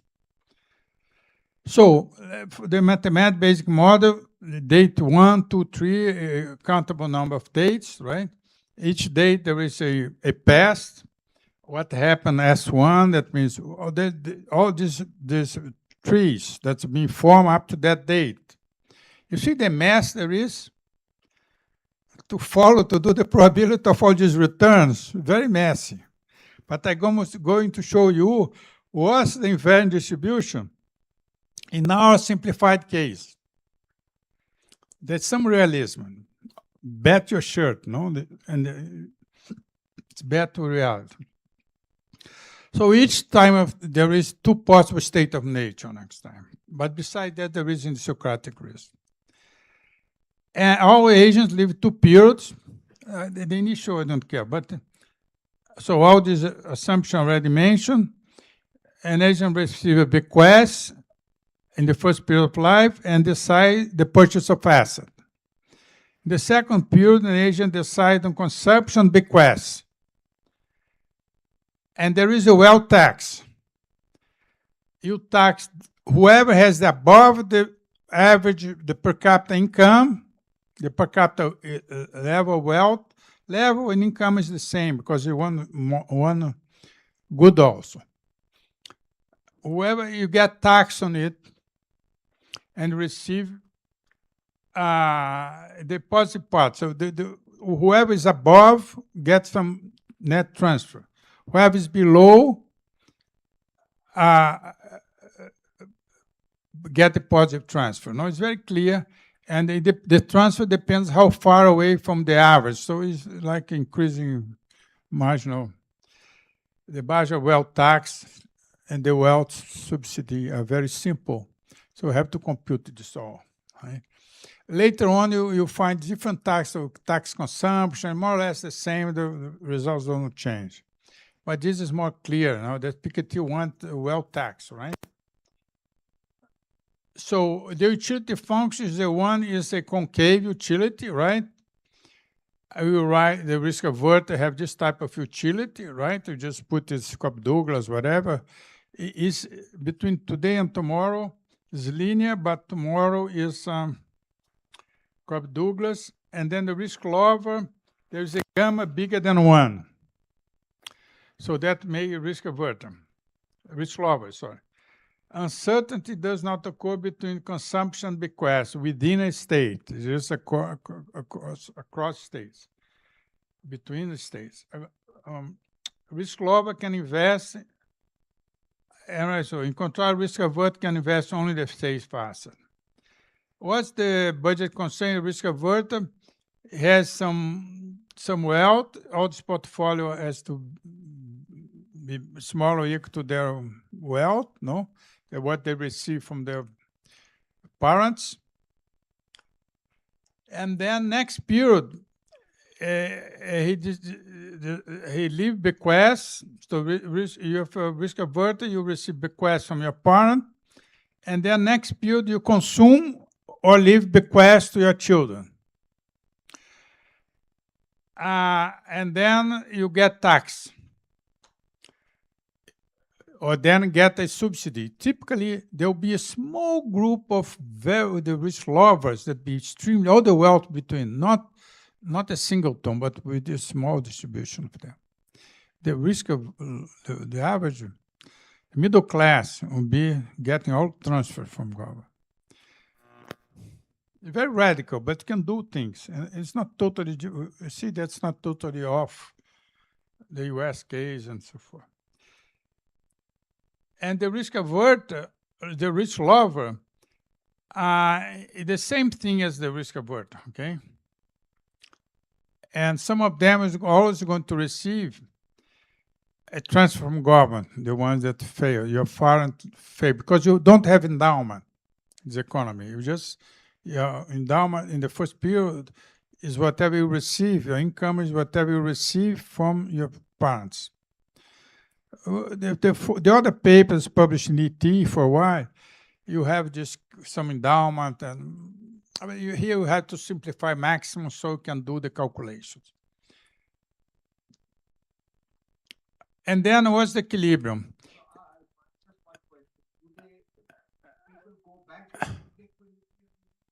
Is there bankruptcy in your model? Yeah, the bankruptcy is just it's not a complex bankruptcy law or something like that, what type of thing I did, and many other, it's not firm bankruptcy.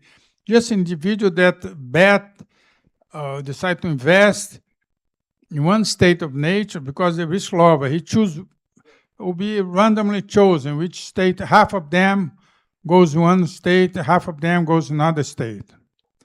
Just one selection of the possible choice, we continuous risk lover, continuous of risk averter.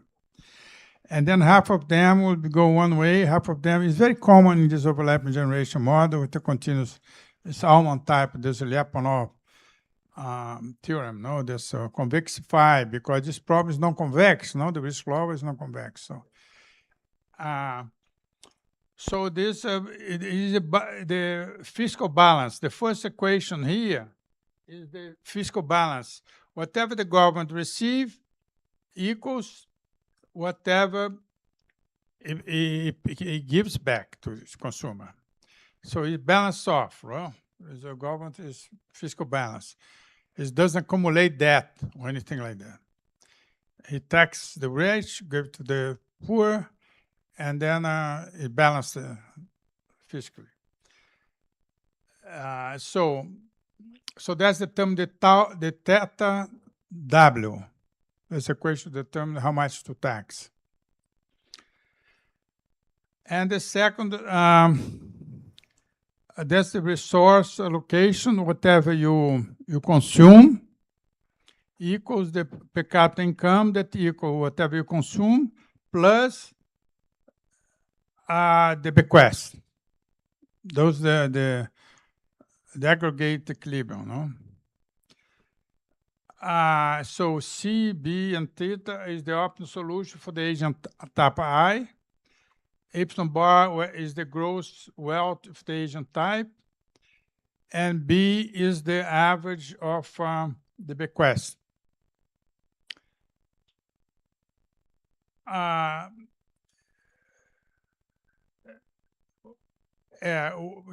Due to the transfer from the more productive, who's productive here?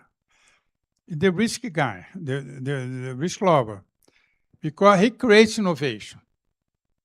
It's a extreme form of innovation, but it's in Frank Knight, there's something. Anyway, that's allow us to do calculation. That's what I like. I fell in love by risk loving because the case that was novel study has many offspring. And then, and so the bequest rate is a portion. The delta is how much you like bequest and how much you like to consume. So is a part of your income you give to bequest and part of the other part you consume.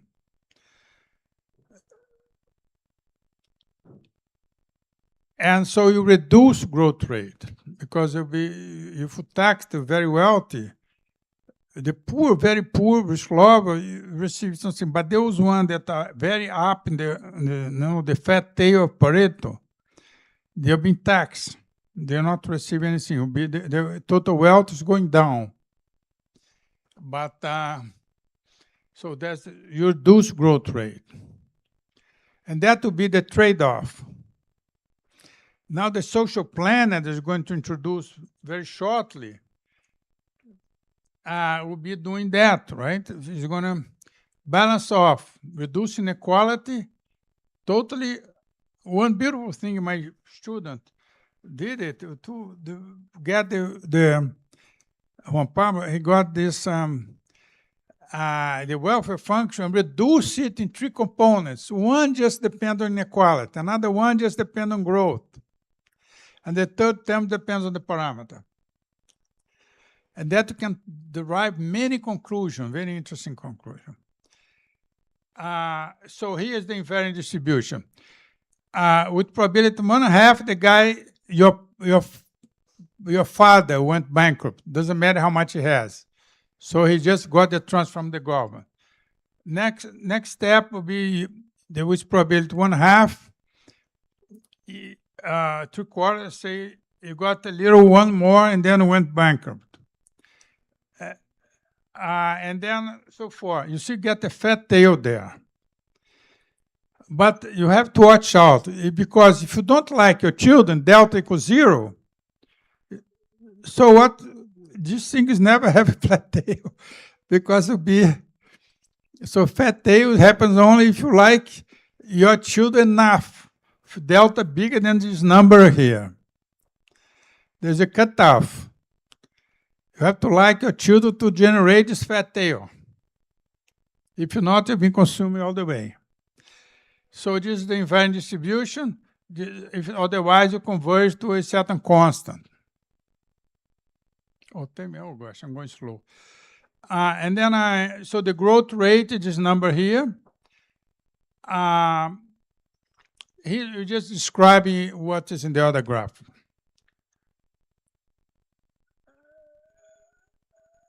Now I'm going to the invariant distribution. There is an invariant distribution. You prove by hands, but you know that the reflecting barrier at 0 because nobody gets accumulating 0, and it doesn't push all the mass to infinity because you tax them. So they stay in sort of compact set. Mathematically, that's what's going on. But here, you do by hand. You don't need to use any theorem. And what happened here, with these numbers here, the top 20% get more than 80% of the income, the wealth. The top 1% gives 65.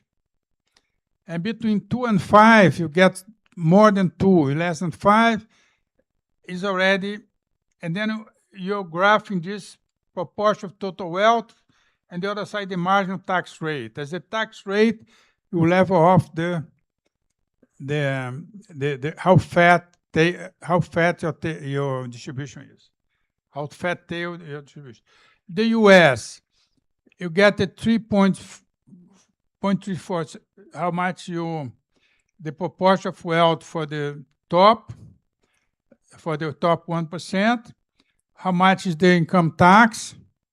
I got this number from Rodriguez et al., okay? A guy in IDB, and I didn't invent this number. And then you see that fits. Our model gives, here, that's what the US is, 0.347. And then if you put in our model, the delta 0.2, you get 4%. If you put 0.228, you get exactly in the US what your model predict, okay? Okay, there's lots of simplification, but it's not totally off reality. Now, what's the social welfare function? That's you discount the future. The D is the discount rate of the social welfare planner. Here is the risk avert and the risk lover, and then integrate them all along the balanced growth path. What's going to be the balanced growth path, and do that. And then there's the trick. It can be retransformed, this formula.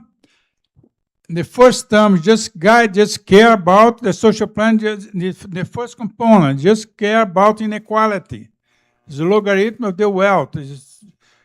If your logarithm, you're concave, you don't like inequality. The second component, you like growth. No, the third component, you like growth. And the third is about something else, but some parameter. So there are 3 terms. X depends on inequality, G depends on growth, and D depends on some parameters. So if the guy has a D equals, suppose you have D equals,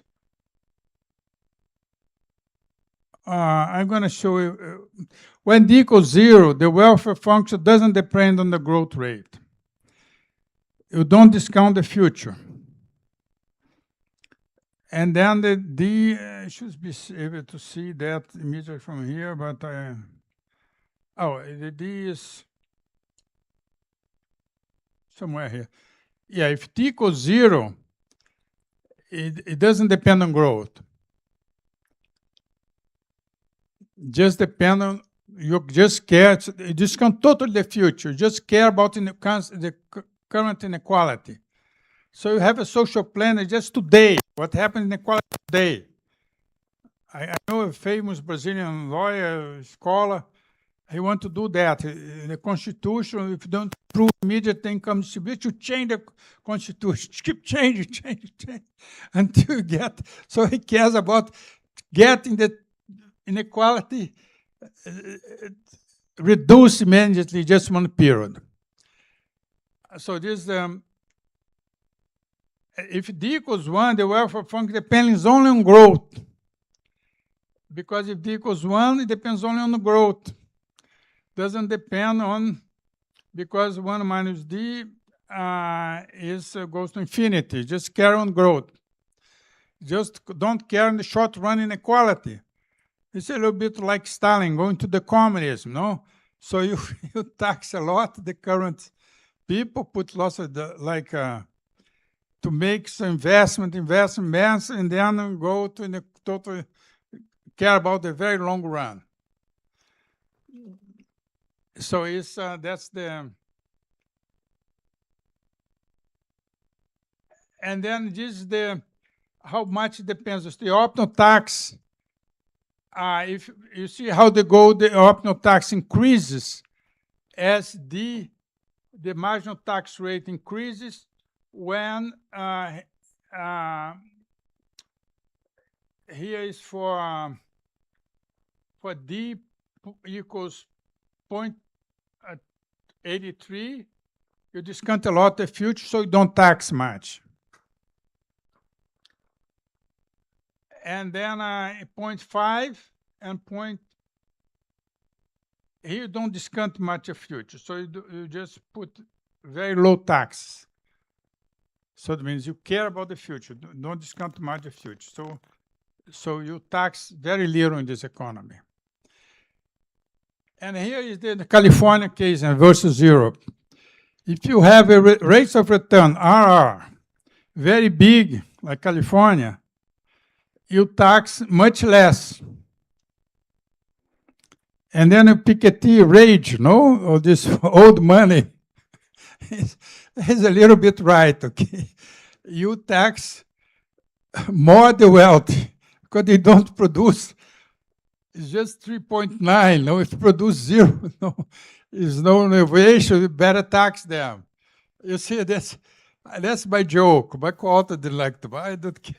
We have small different views, no, about the paper, but I like it. No, that's and but one interesting thing here is that as D goes to 0, the growth rate, the economy becomes negative.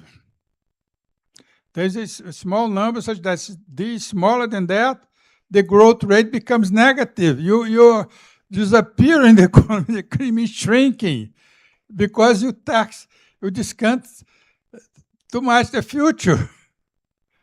You just care about present, and there will not growth in this economy. That came from my intuition that I read 40 years ago, a paper in the American Economic Review, awful paper.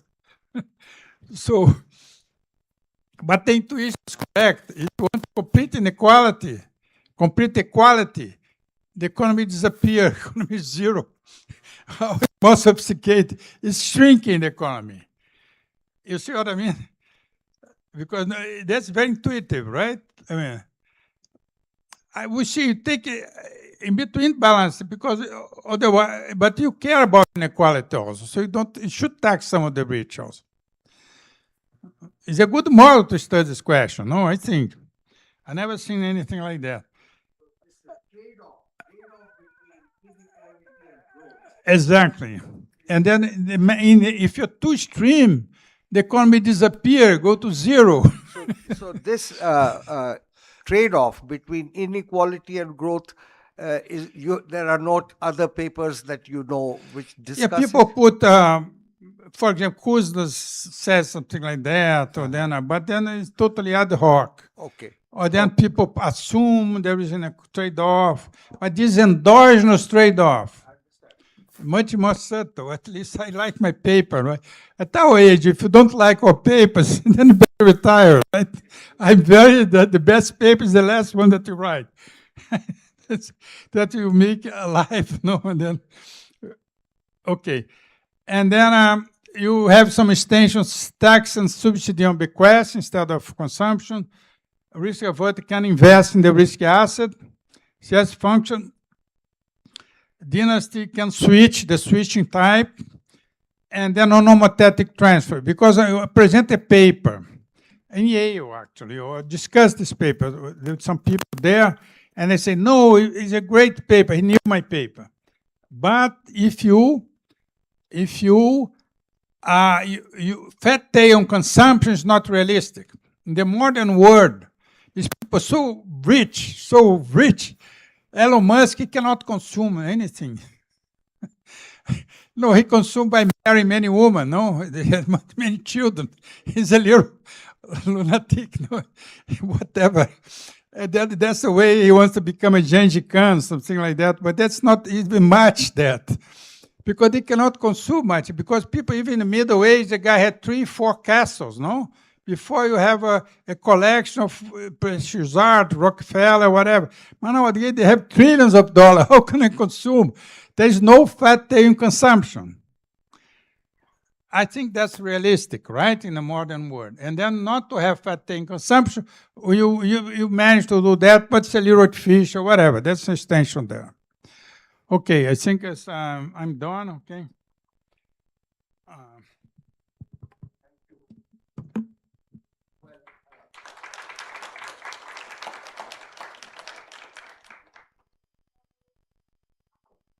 We have time for maybe one question if anybody has.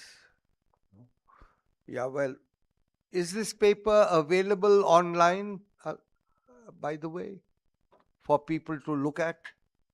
People that they take care of my thing in Getúlio Vargas, they say it's online. You put my name, but everybody complains that nobody found my web page or whatever. Okay. But if you look around a lot, then there is a version, and it's not in working paper yet. Okay. Kyo is going to put in the NBR and then as a working paper in Minnesota, but to be very soon. Okay. But if you ask whoever want to email me, I found a way. But if you look deeply down, they go to web page of EPGE, and then inside there, there's a for me, and then you can find by yourself. It's not it's been going on for a while, this paper. Any other question? Thank you.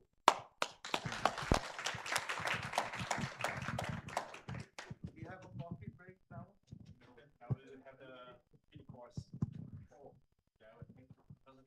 It's not you, Pradeep. Don't worry. It's not you that's speaking. Another mini course. My mini course is finished. A Alda está com reembolso de vocês.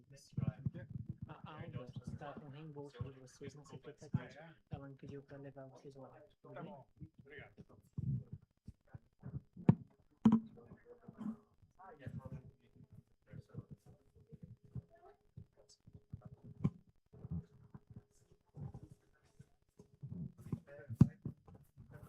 Você apaga aqui, por favor, para não descarregar.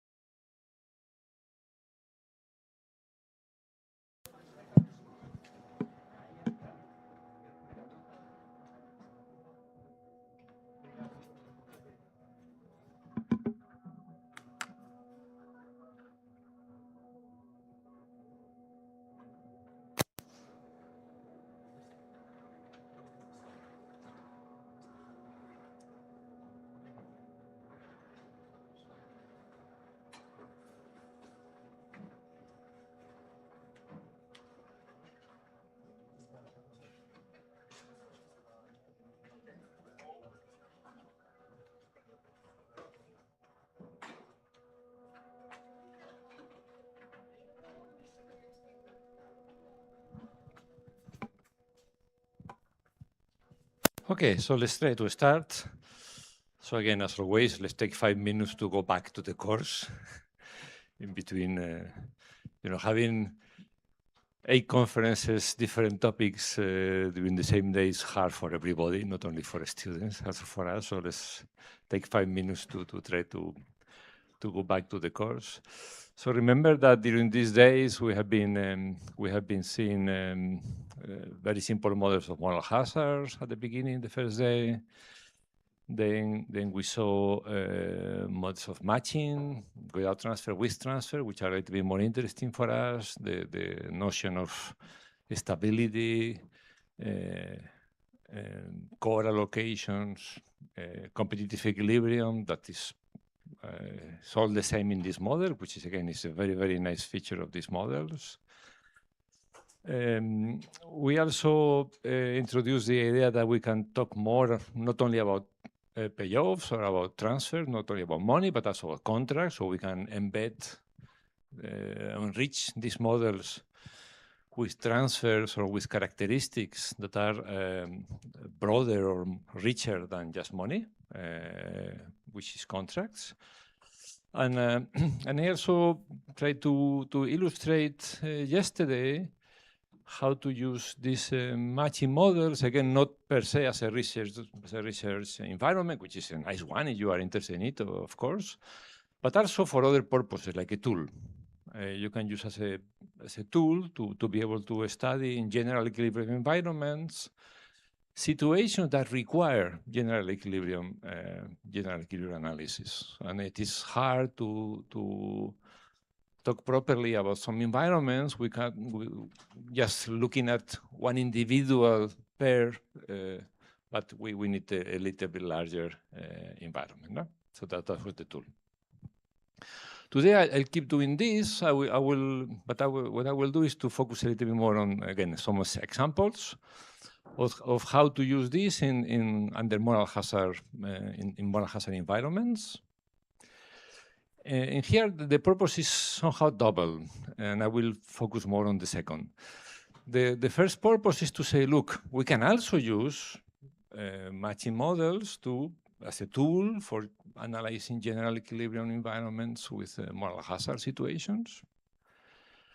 The second, which is a little bit more closer to my own research interest for some time, is how the fact that we are in a general equilibrium environment actually changes predictions that we thought were true when we analyze simple moral hazard models. So when we analyze simple moral hazard models, my model with just one principal, one agent, then we learn stuff.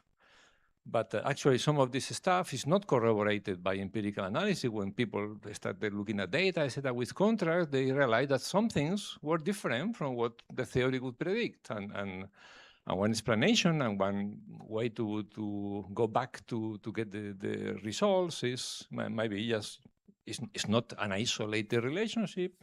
It's a general equilibrium environment. So we cannot state facts just by looking at the contrast. We should, extend the environment. Okay, this will be the purpose today. And since some of you are working actually in matching with incomplete information, like an adverse selection model, let me just say, everything here is going to be complete information. I said it already the first day. Let me just repeat myself. Moral hazard is, there is a problem of information with moral hazard, but it is a problem of information that is sometimes called ex post. That is, we sign the contract, we know each other at the time of the signature, but the agent will eventually do whatever is best for him without taking into account me. But at the time of the signature of the contracts, we know everything about each other. Why this fact is so important? I mean, why this fact makes the analysis so simple? Let me say it this way. It makes so simple because the idea of blocking is very simple. We can block with just switching a partner. We can block by including payments. We can block by including more complex contract things, whatever, including incentives, this and that. But what is blocking? Look, if you and I can do better, we can block, period. Okay. Now, if there is incomplete information at the time of the signature, so we try to block, but it doesn't know me. It doesn't know whether I'm good or bad, whether my job is easy or difficult, whether, then how can we block? So the idea of blocking, are there papers on this? Yes, there are. Okay, so and there are papers on the core and the asymmetric information and the incomplete information, etc. And there are also papers on matching with incomplete information. But it's harder to analyze. Again, this is not the purpose of this course. But I want you to understand that this is intrinsically different, intrinsically more complex, not because the calculations are more complex, but because of the same idea of blocking is much more complex. And so what's stable is not stable. We can debate about what is the reasonable definition of blocking, whereas in a world of complete information, I think there is no debate about what is reasonable blocking definition, okay? So we go to moral hazard. So moral hazard, so very, very fast introduction. By the way, you see here I have 5 examples. I will try to go through some of them, maybe or let's see. Okay, each one of them is a little bit different, tell a little bit different story in general. Okay, so again, we are used to situations with one principal, one agent, but in reality, life is more complicated. We have many principal, many agents, and competition leads to a certain matching, a certain outcome. So in particular, the outside options are endogenous. So what we saw as a U-bar is actually what an agent can get is what any other principal can also offer him, right? So everything is interrelated, and we cannot talk about optimal contrast maybe without talking about the matching and what's there. Okay, so equilibrium somehow turns participation constraints into market objects. It's not me, okay, it's the conditioning. Yeah, just in case you are wondering. I ask about it just in case. Okay, so you cannot separate incentive and matching in general. And again, so there are many examples, right? Labor contracts, when in our PhD program, sometimes you talk to students, etc., and then they say, how many programs did you apply to? No, I only applied to your program. Come on, guy, are you crazy? You should apply to several programs. Maybe even if our program is the first in your list, you apply to several, and then, you can choose, you choose, but applying to one program doesn't make any sense, right?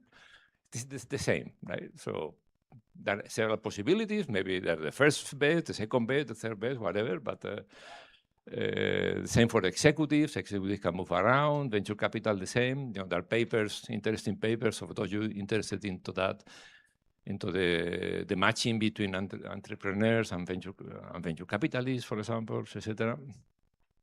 Okay, and of course, the important thing and an important feature of matching models is that they allow you to have a lot of heterogeneity. You don't need to assume homogeneity in either side of the market. Okay, and yeah.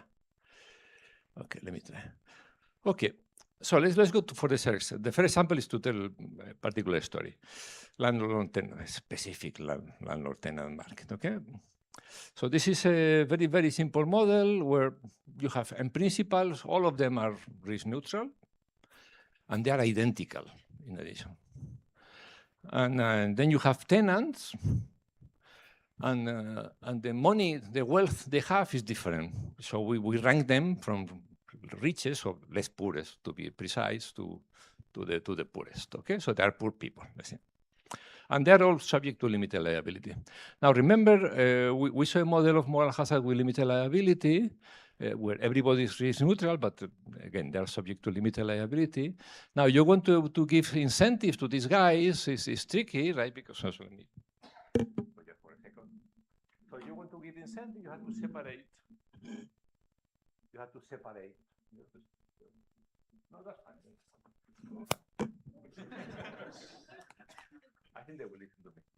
So you need to separate the payoff in case of failure from the payoff in case of success, right? Now maybe you need this level of separation. Now the participation constraint tells you which is the level, which is the average somehow, right? That you should get so that the guy is happy. The separation gives you the incentive. Now, maybe you can imagine this is the level of the absolute level that participation percent is binding. But if this is up below the wealth, below W, you cannot offer this because this is illegal or because, so you have to increase, right? You have to get both up, but you have to keep the distance, because if you don't keep the distance, the guy will not do the right effort, right? So you have to increase. So what does it mean? That means that the guy gets an information array. This is right. So actually the agent is happy because of the limited liability, right? Because since it prevents you to go so low, you have to pay the guy more in the lowest state.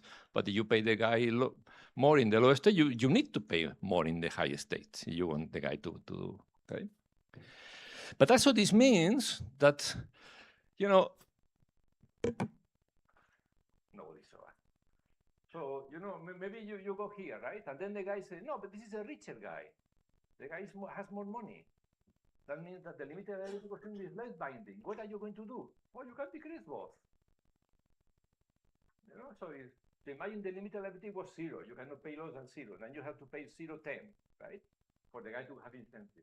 No, the guy actually has 1 in his pocket. So you can charge him 1. What do? Then you pay minus 1.9.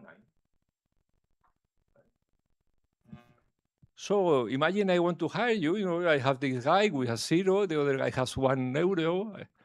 What's the difference? The only difference is that, you know, I'm going to get the 1 from you in my pocket. So at the end of the day, your response utility is going to be the same. You had 1 before, but not anymore. Because I'm going to profit from the fact that the limited liability is less constraining to actually appropriate this 1 from you. I can do that, right? So that means actually that in these cases, with limited liability, the net utility, so net utility meaning utility without taking into account the initial wealth, is actually going to be decreasing in the level of wealth. The gross utility in this particular example will be the same, because the gross utility exposed is going to be the same, but the net utility is going to be lower, actually. Okay? So again, let's look at this case. So imagine this, the model had not important, okay? I will try to get to the story. So there's an effort, 0.1. In this case, there was also an investment that can be made to revenue, success, failure. The probability of success depends on the effort. It is higher if you do the right, I mean, the agent does the high effort than if he does the low effort, and it also depends on the investment. Well, okay, so this is the principal agent market. This is the set of principal, set of agents, the vector of wealths, of initial wealths from the agents, and the probabilities, the function of the probabilities. Okay, contract is the payoff in case of success to the agent, the payoff in case of failure, and the level of investment. Again, it's not too important. This is limited liability. You know, the lowest you can get is the initial wealth.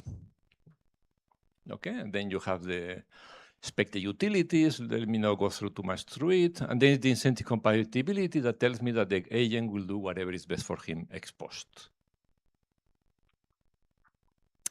Okay, feasibility. Let me escape all this. Stability.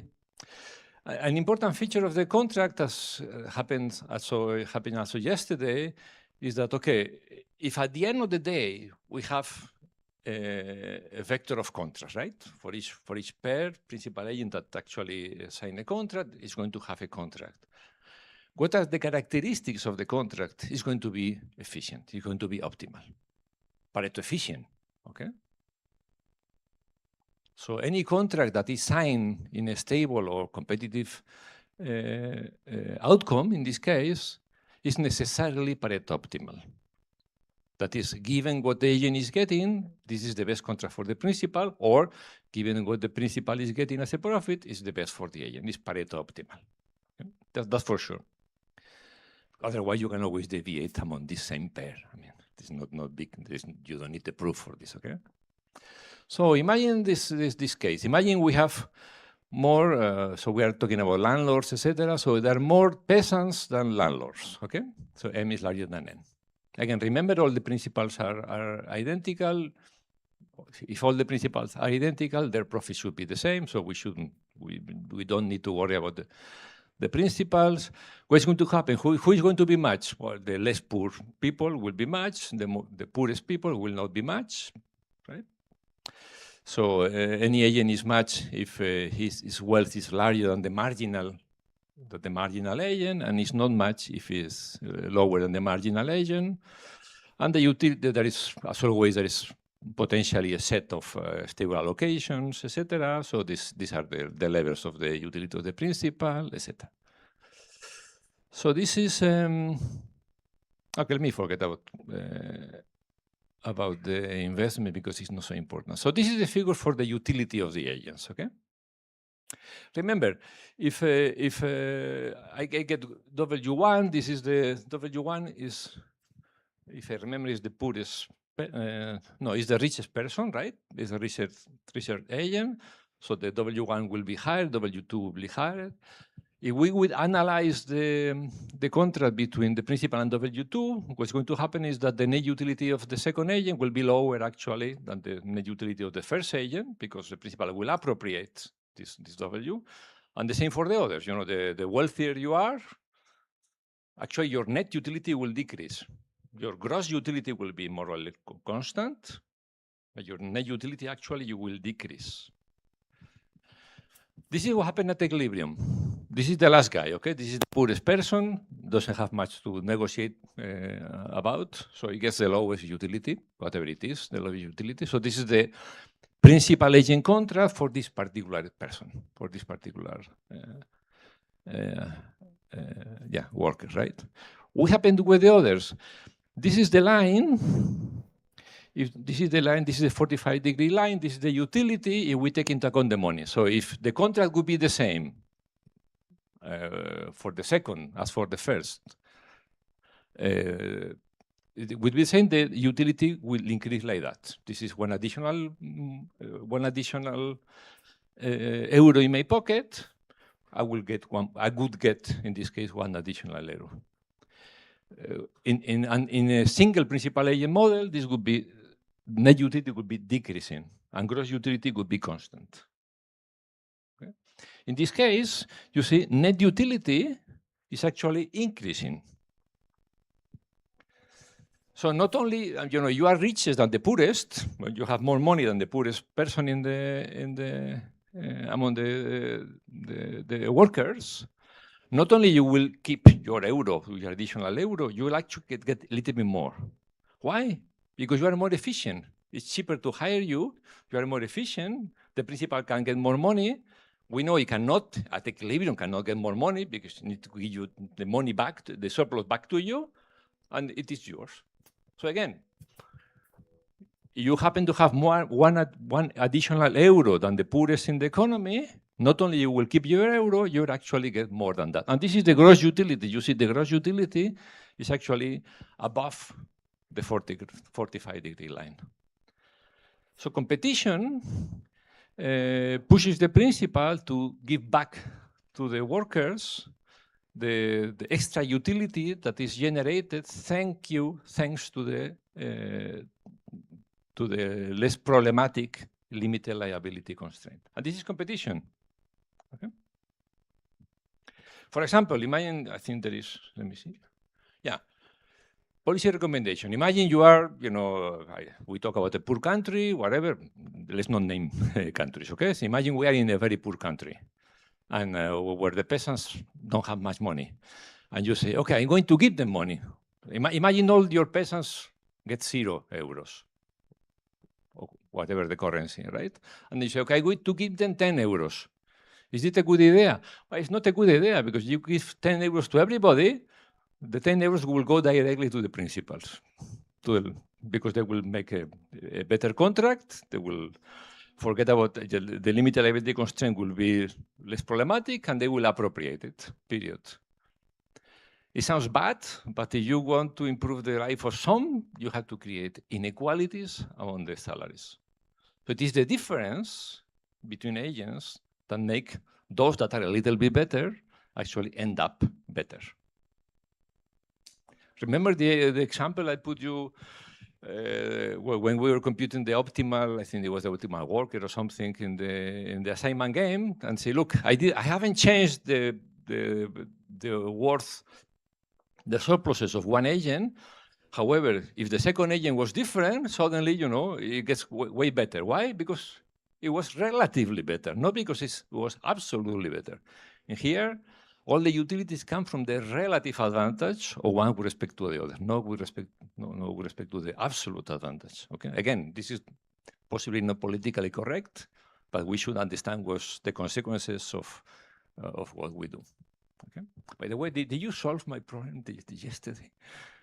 Remember, we have two. Did you solve it?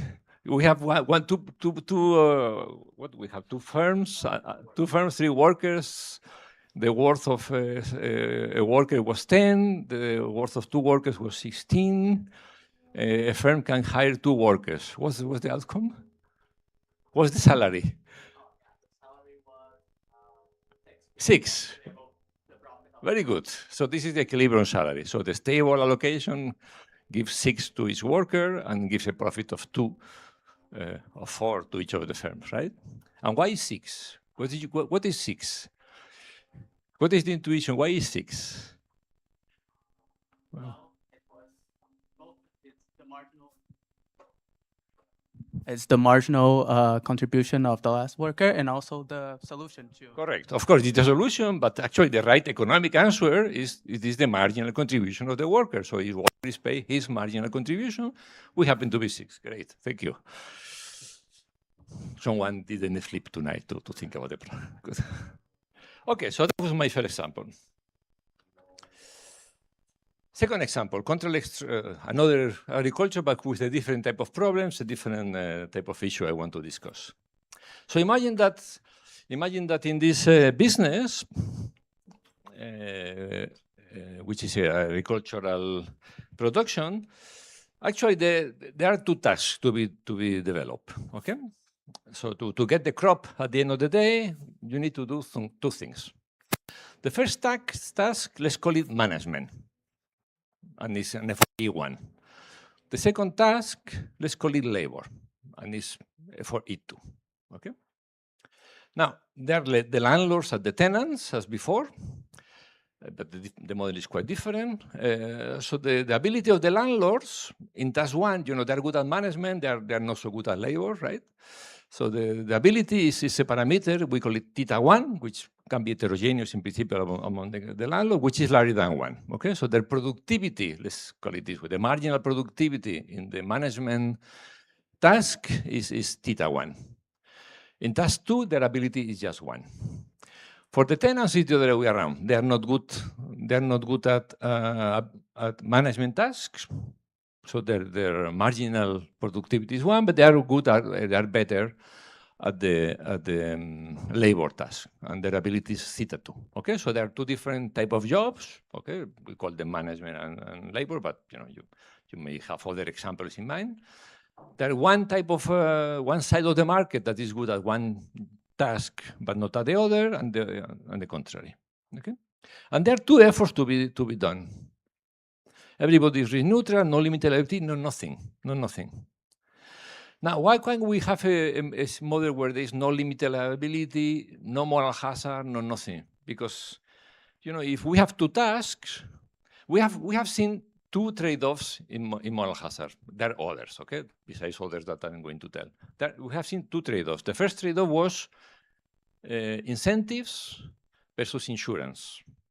When the agent is risk-averse, you would like to insure him, but if you insure him, there is no incentive. You want to give incentive, you have to give random payoffs.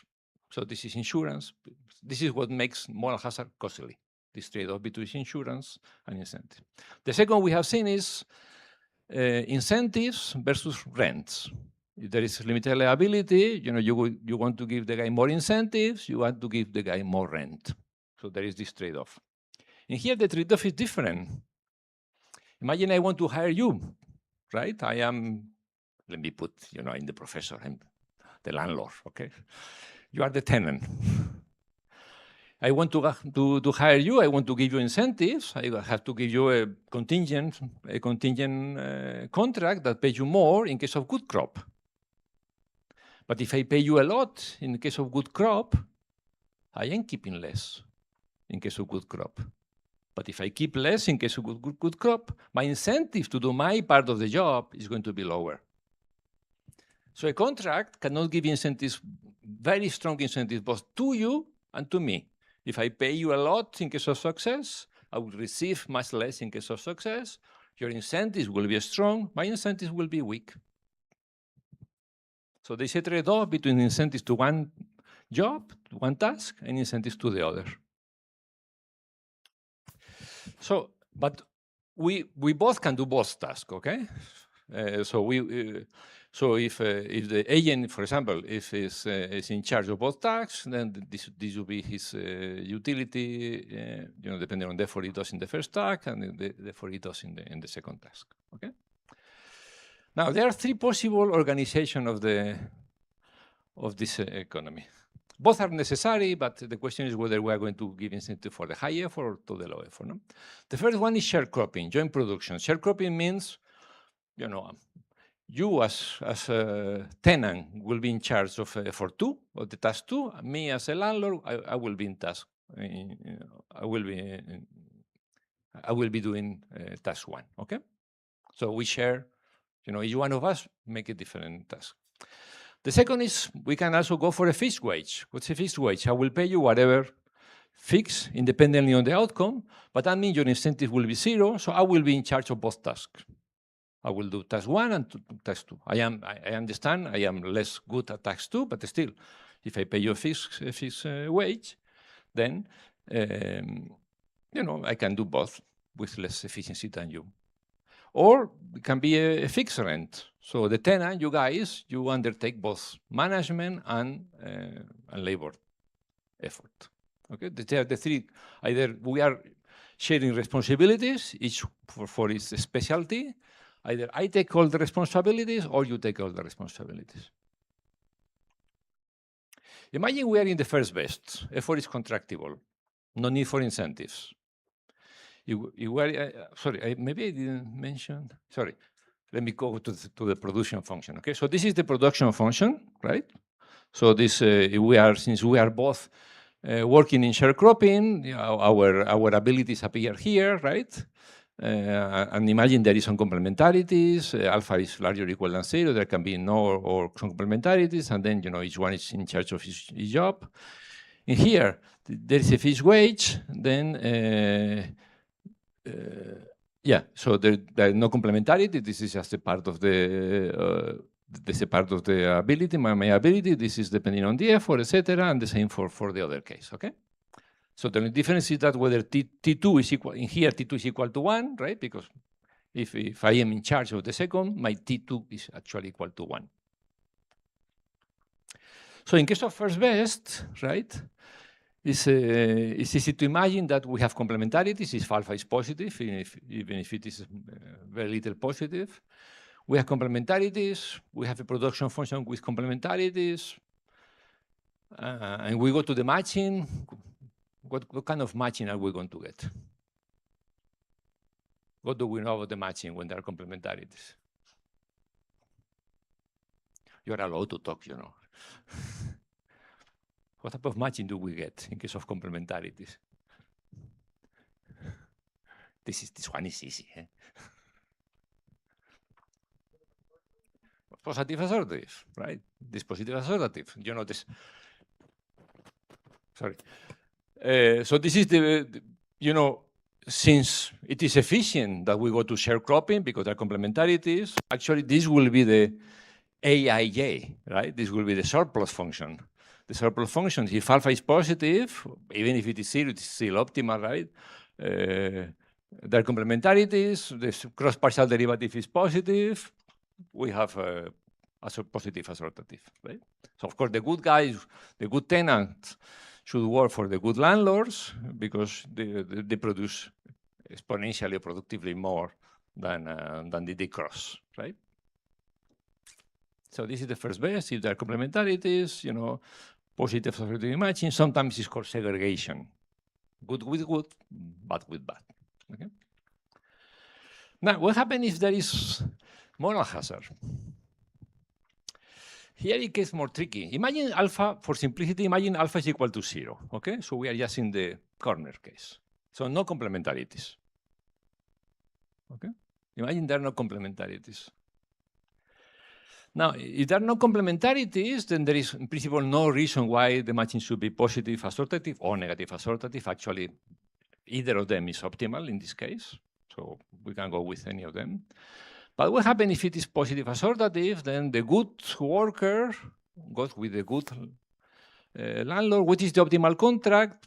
50-50, right? So I give you 50 of the payoff in case of success, 50 of the worth of the success. I keep 50% of the success, and we share.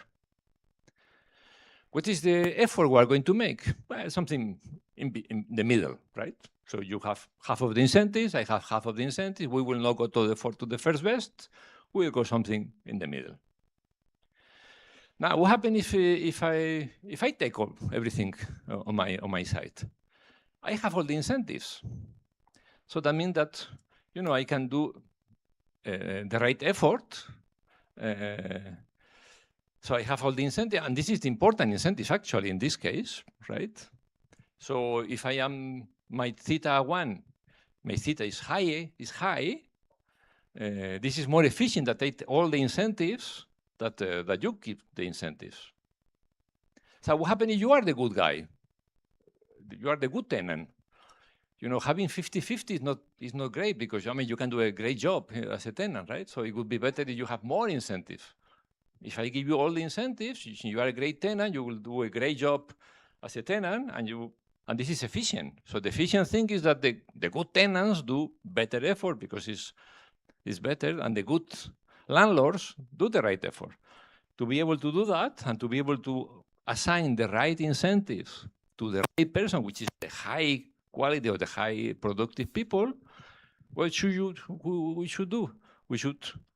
The good tenant should keep all the incentives, and if he keeps all the incentives, we can keep the low, the high quality landlord should keep all the incentives, and then in this case, it's okay if it matches with the low quality tenant. And the high quality tenant should get all the incentive, and in this case, it's okay if it is matched with the low quality landlord. So in this case, so we have negative assortative. We have negative assortative because the nature of the contract changes. It's no longer optimal. Sharecropping is no longer optimal. What is optimal in this case is that the good tenant goes with the bad landlord and keeps all the tasks, and the good landlord goes with the bad tenant and keeps all the job. So the nature of the contracts that are signed at equilibrium or at stable allocation changes, and the nature of the matching changes accordingly. Okay. Everybody still with me? So that was my second thing. The third one is more recent of Xiangshu Liu, which is now at the University of Barcelona. This is a Journal of Health Economics paper. This is about pharmaceutical innovation. This is a little bit related to the previous one, to see how the nature of the matching changes as a function of the characteristics. So let me go through it. So this is an example of collaboration, like the example I showed you yesterday, but this is between pharma companies and academics.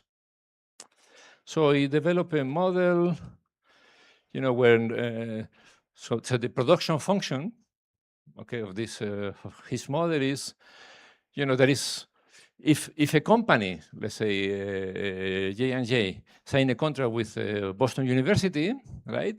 Then the researchers in Boston University will start to have some projects, some products, etc. And then you will have some preliminary projects, right? This is not the final drug or anything. This is just a preliminary thing. Then the company will evaluate the project. Depending, and from this evaluation, this company will receive one signal. So this is kind of monitoring or, checking, and decides whether to continue the project and go to the final production or to stop the project, depending on the signal that it receives. Now, if, and then, you know, in here, they say whether to continue. If it continues, it will go to the production, etc. If it stops, then everything ends. And then there is the payment to the university. So this is the idea. Okay, the idea is there's like two phases. The first phase is developed by the academics. Then there is another phase in which the firm decides whether to go on or not. And if it goes on, then then production and whatever.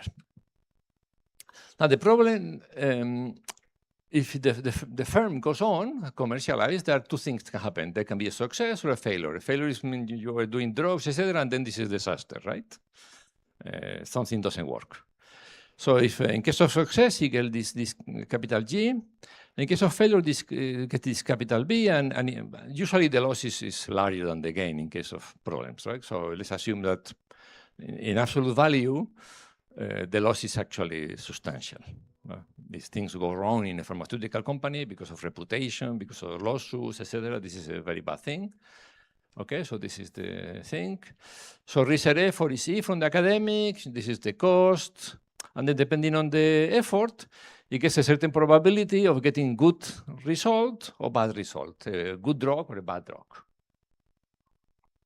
Okay, and the productivity is gamma, which is public information, and they can be heterogeneity. They are good academics and not so good academics. Okay, this is gamma. Again, this is our heterogeneity parameter. For the evaluation, okay, so there's evaluation, and then the evaluation gives a signal, a small g or a small b. This is as a signal. These are verifiable information, these are public information. And the probability of getting a good signal, if actually the drug is good, we call it alpha. This is how accurate is the monitoring technology or the evaluation technology in identifying good projects. And one with probability 1 minus alpha, actually the signal will be bad, even though the drug happened to be good. Now, conditional on the outcome B, we have the different signal. You know, the project can be bad and is identified as bad with probability beta. So this is how good the signal is in identifying bad projects. And they can be different. They're typically different, right? So the accuracy of this signal is different in both cases. Now we have the payment, I didn't mention, the payment is based on the signal. There are several reasons for that. You know, making a payment contingent on what's going to happen in 5 years is cumbersome. And actually, once the signal is there, whether the outcome is good or bad is anyways, salary is a function. This is not my paper, so the salary is a function of the signal, okay? Which is actually reasonable. So the academic, this is the probability of getting a good signal. And the probability of getting a good signal is the probability of getting a good signal if the outcome happens to be good, which happens with probability P by OG. And you can also get a good signal if the project actually is bad. Okay, so this is the compound probability. This is the probability you receive a good signal. This is the salary, by signal salary, the cost of effort, U bar, which as always will be endogenous. Okay. Effort is not observable, so it maximizes the expected utility of the agent, limited liability. Now, what the firm is going to do, receive a bad signal, is going to call off the project. What if you receive a good signal? Well, if you receive a good signal and still call off the project, you don't start the project. So we are only interested in those projects in which you decide to continue if the signal is good. There are projects in which, you know, even if I receive a good signal, I will not go on. Forget about them, they're not worth studying, okay? So they're worth studying those in which you receive a good signal, you are interested in continuing, okay? So, yeah, so this is the payoff in case of project is good. I'm not sure. Okay, so let me, in this paper there are many things. I'm just telling you what I want, the story I want to tell you, okay? So imagine we have this type of signals. So this, so we receive a signal which is perfect in identifying bad projects. So if the project is bad, the drug is bad, you know, with probability 1, we will get a bad signal. Okay, they call it perfect sensitivity. So you cannot produce a bad drug and that result in a good signal. Okay, so we are safe somehow. However, there are good projects that might receive a good signal. So the probability that you receive a good signal if the project is good is alpha, which is smaller than 1. Okay. So again, this is the type of control in which, if the thing is bad, you are going to identify it, but the thing is good, you might still have doubt. Maybe the signal is not great. You have probability alpha. Okay. In this case, the matching is actually positive assortative. Why is positive assortative? Why is positive assortative? So we have produced some function which is actually easy. If something is bad, it's bad. So at the end of the day, what may happen is that it is actually good, and we don't observe it's good. But there is complementarities. If we have a good academic is someone who produces good outcome more likely. So the probability that the good academic has produced a good outcome is actually larger at a given effort and etc. than the probability that the bad academic produces a good output. Okay, so again, the production function for an academic is better than for the other.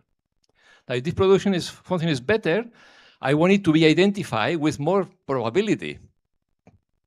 So there are complementarities. So the probability that you actually go to the market is the probability the thing is good times the probability that this identified as good. So there are complementarities between the inspection technology and the production function of the academics. If there are complementarities, we already know the matching should be positive assortative. Okay. So this is the same as before, if you wish. Now we have it in the other case. So imagine we have a technology, which is, I don't remember the name, the perfect specificity, that perfectly identify good projects. Okay, so the drug is good, we know it's good, for sure, priority 1. But it does not completely identify bad projects. It may happen that actually the drug is bad, but it cheated us somehow. We don't catch it. Now, in this scenario, and again, we have heterogeneity with respect to these betas. The matching is negative assortative. I mean, good universities should match with, at equilibrium, are matched with bad academics, and bad universities are matched with good academics. What is the reason? In here, the important thing is not to be productive, is to avoid problems. Problems come from B. When is it most useful, the inspection technology, in this case? The inspection technology is useful when there is a large probability of getting a bad drug. If the drug is good, we are fine. We don't need to worry about it. We are in trouble if the drug is bad, because if the drug is bad, we might take it as good. So the larger the number, or the larger the probability that we actually produce a bad drug, more useful it is the inspection technology, because it will identify bad drugs more likely. Since again, the inspection technology is actually more useful, there is complementarity between the amount of times you produce a bad drug and the inspection technology. That means that the good academics should work for those firms that don't need this spectrum technology, because since you are a good academic, the probability that your drug is going to be good is actually very high. So it doesn't matter. The probability that there is a mistake is small, because your drug is actually high, is actually good, very likely. Okay. So doesn't mean that the good universities prefer bad academics than good academics. No, it doesn't mean that. It means that a bad firm is ready to pay more to a good academics than a good firm. And at equilibrium, the payoff will correspond to the difference in willingness to pay between the good firm and the bad firm. And again, a good firm, or the bad firm, is more willing to pay to a good academics because the probability that they will end up with a bad drug is too high. Yes, it's clear. Again, they're complementarity, but a different nature, which leads to actually a negative assortative match. So you see that all these things are very sensible of the characteristics of the situation we're actually handling. Okay?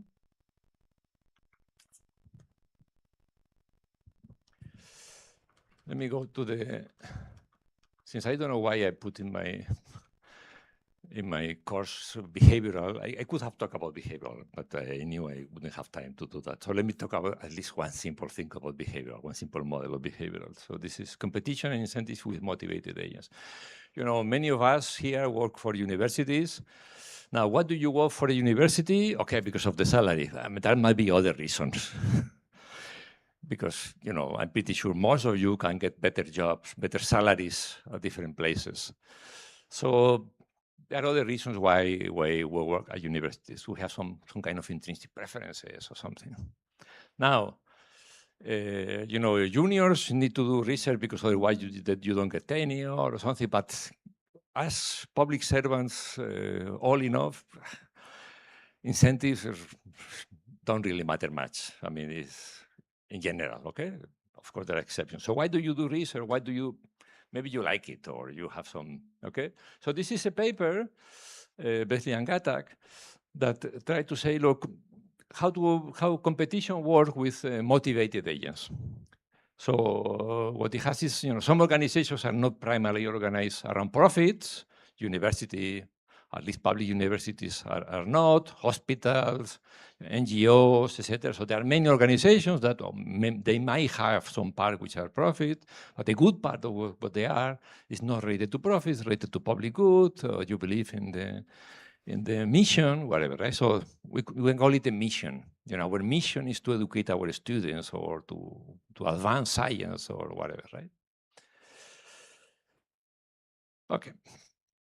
So now, because of the mission and some motivated workers, you know, at the end of the day, you care about some kind of, let's call it collective work, collective good, sorry, okay? So, and we have some, again, we can call it intrinsic motivation. Usually there is this distinction between intrinsic and extrinsic motivation.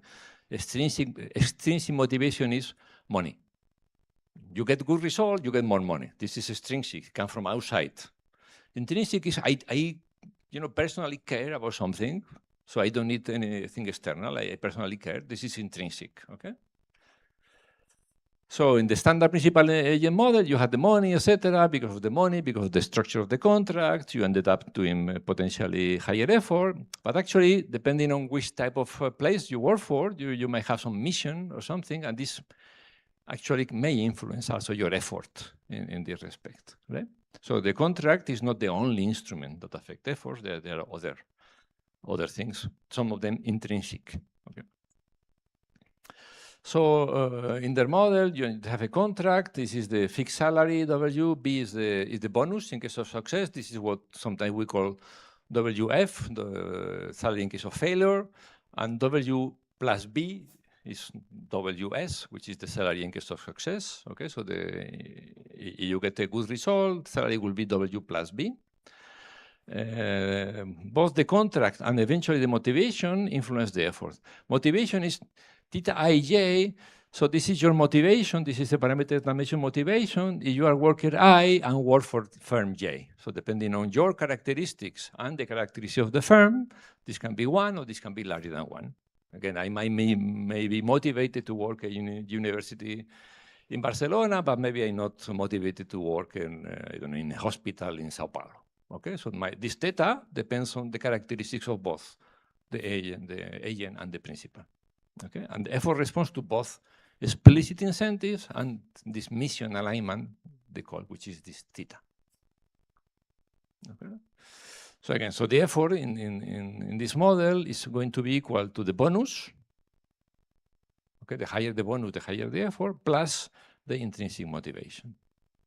So for the same bonus, a more motivated agent, of course, work harder. Okay, so what's the result? Surprise, surprise, right?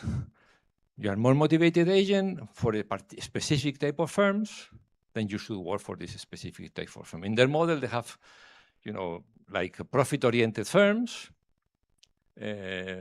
firms we have emission at the low level, firms that have emission at the high level. Low thetas, high thetas.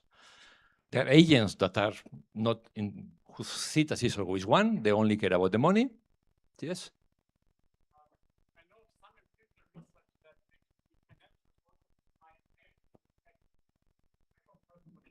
Yes. This is not my model, but they don't have this in their model.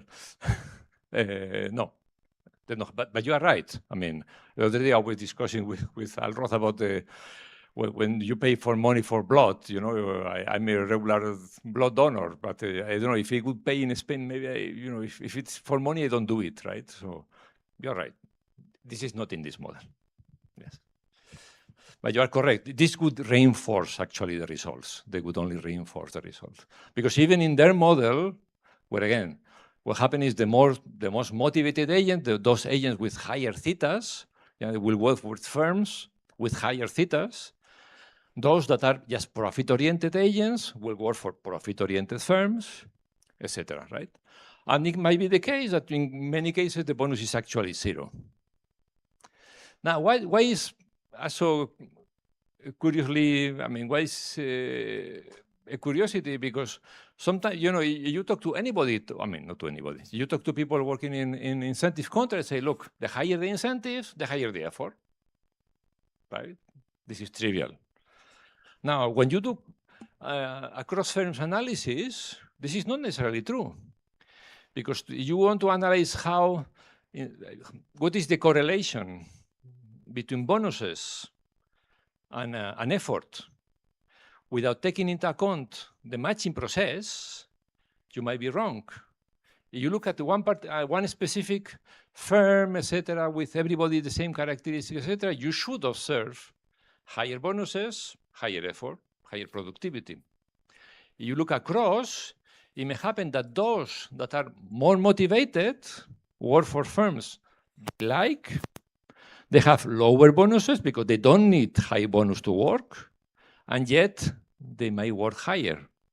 They might do higher effort. So the correlation between higher bonuses and higher effort might be true often inside a firm, but it's not necessarily true, does not necessarily hold across firms. You do analysis across firms.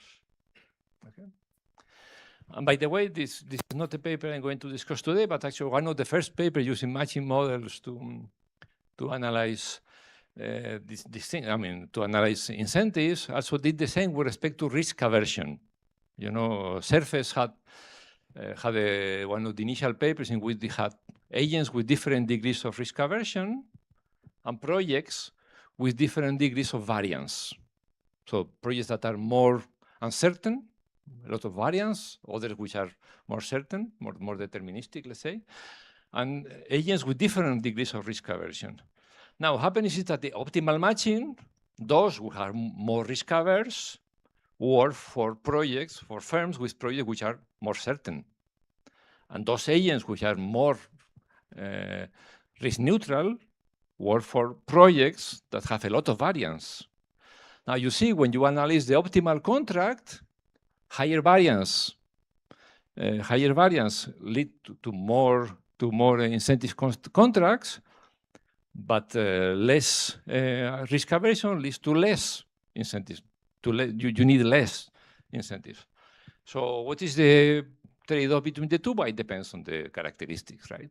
So again, when you want to do analysis across markets or across firms, you need to take into account not only what will happen in one individual contract, not only to do comparative statistics with respect to one specific contract you are analyzing, you need to take into account that when the parameters change, maybe this guy will no longer be with this firm, he will move to another firm. So the characteristics, etc., of his contract may actually change. Okay. Okay, I think I'm supposed to be done, so let me be done. Let me just say, what I show you in this course, as you have already noticed, is extremely simple. my idea is not that you learn a lot of general things, but there are stuff, there are tools that you can use. They're easy to use. They're not complex to use. You can use them to do IO models, political economy models, health economic models, many type of models. It's very flexible. It's very flexible, but actually it's very elegant, and everything works. And then it's not complicated to analyze, so you can use them as a tool. And actually, not only you can use as a tool, today I didn't mention anything empirical, but you can actually take them to the data, and this can be useful. So I had another thing, but I will not go through it. Just, there are, of course, general papers, contrast and choice function. You have already heard about this. So you can do the analysis many to one. Remember, it's not always true that you have stability or competitive equilibrium with many to one models. You need some condition, cross-substitutability. If you have complementarities, we don't know what there are no stable, often there are no stable allocations. So yeah, so Hatfield and Milgrom, they have this beautiful paper which is quite general, and I encourage you to read with matching with contracts. And so there is some, those of you interested into this topic, there is a nice, very nice, and quite comprehensive survey literature in the Journal of Economic Literature by Chade, Eckhout, and Smith. They analyze not only matching model, they also analyze search model, sorting, market design, etc. And it's quite interesting to look at it if you are interested in this theory. Lindelof has this paper. Sometimes when I told you things about the model and the empirical things, I cheated you a little bit. You will notice that I have this tendency to cheat a little bit. Because sometimes when we do comparative static, we do with respect to one parameter, but you can tell, hey, but you have a model with two parameters. You first do one, then you first the other. This is cheating, okay?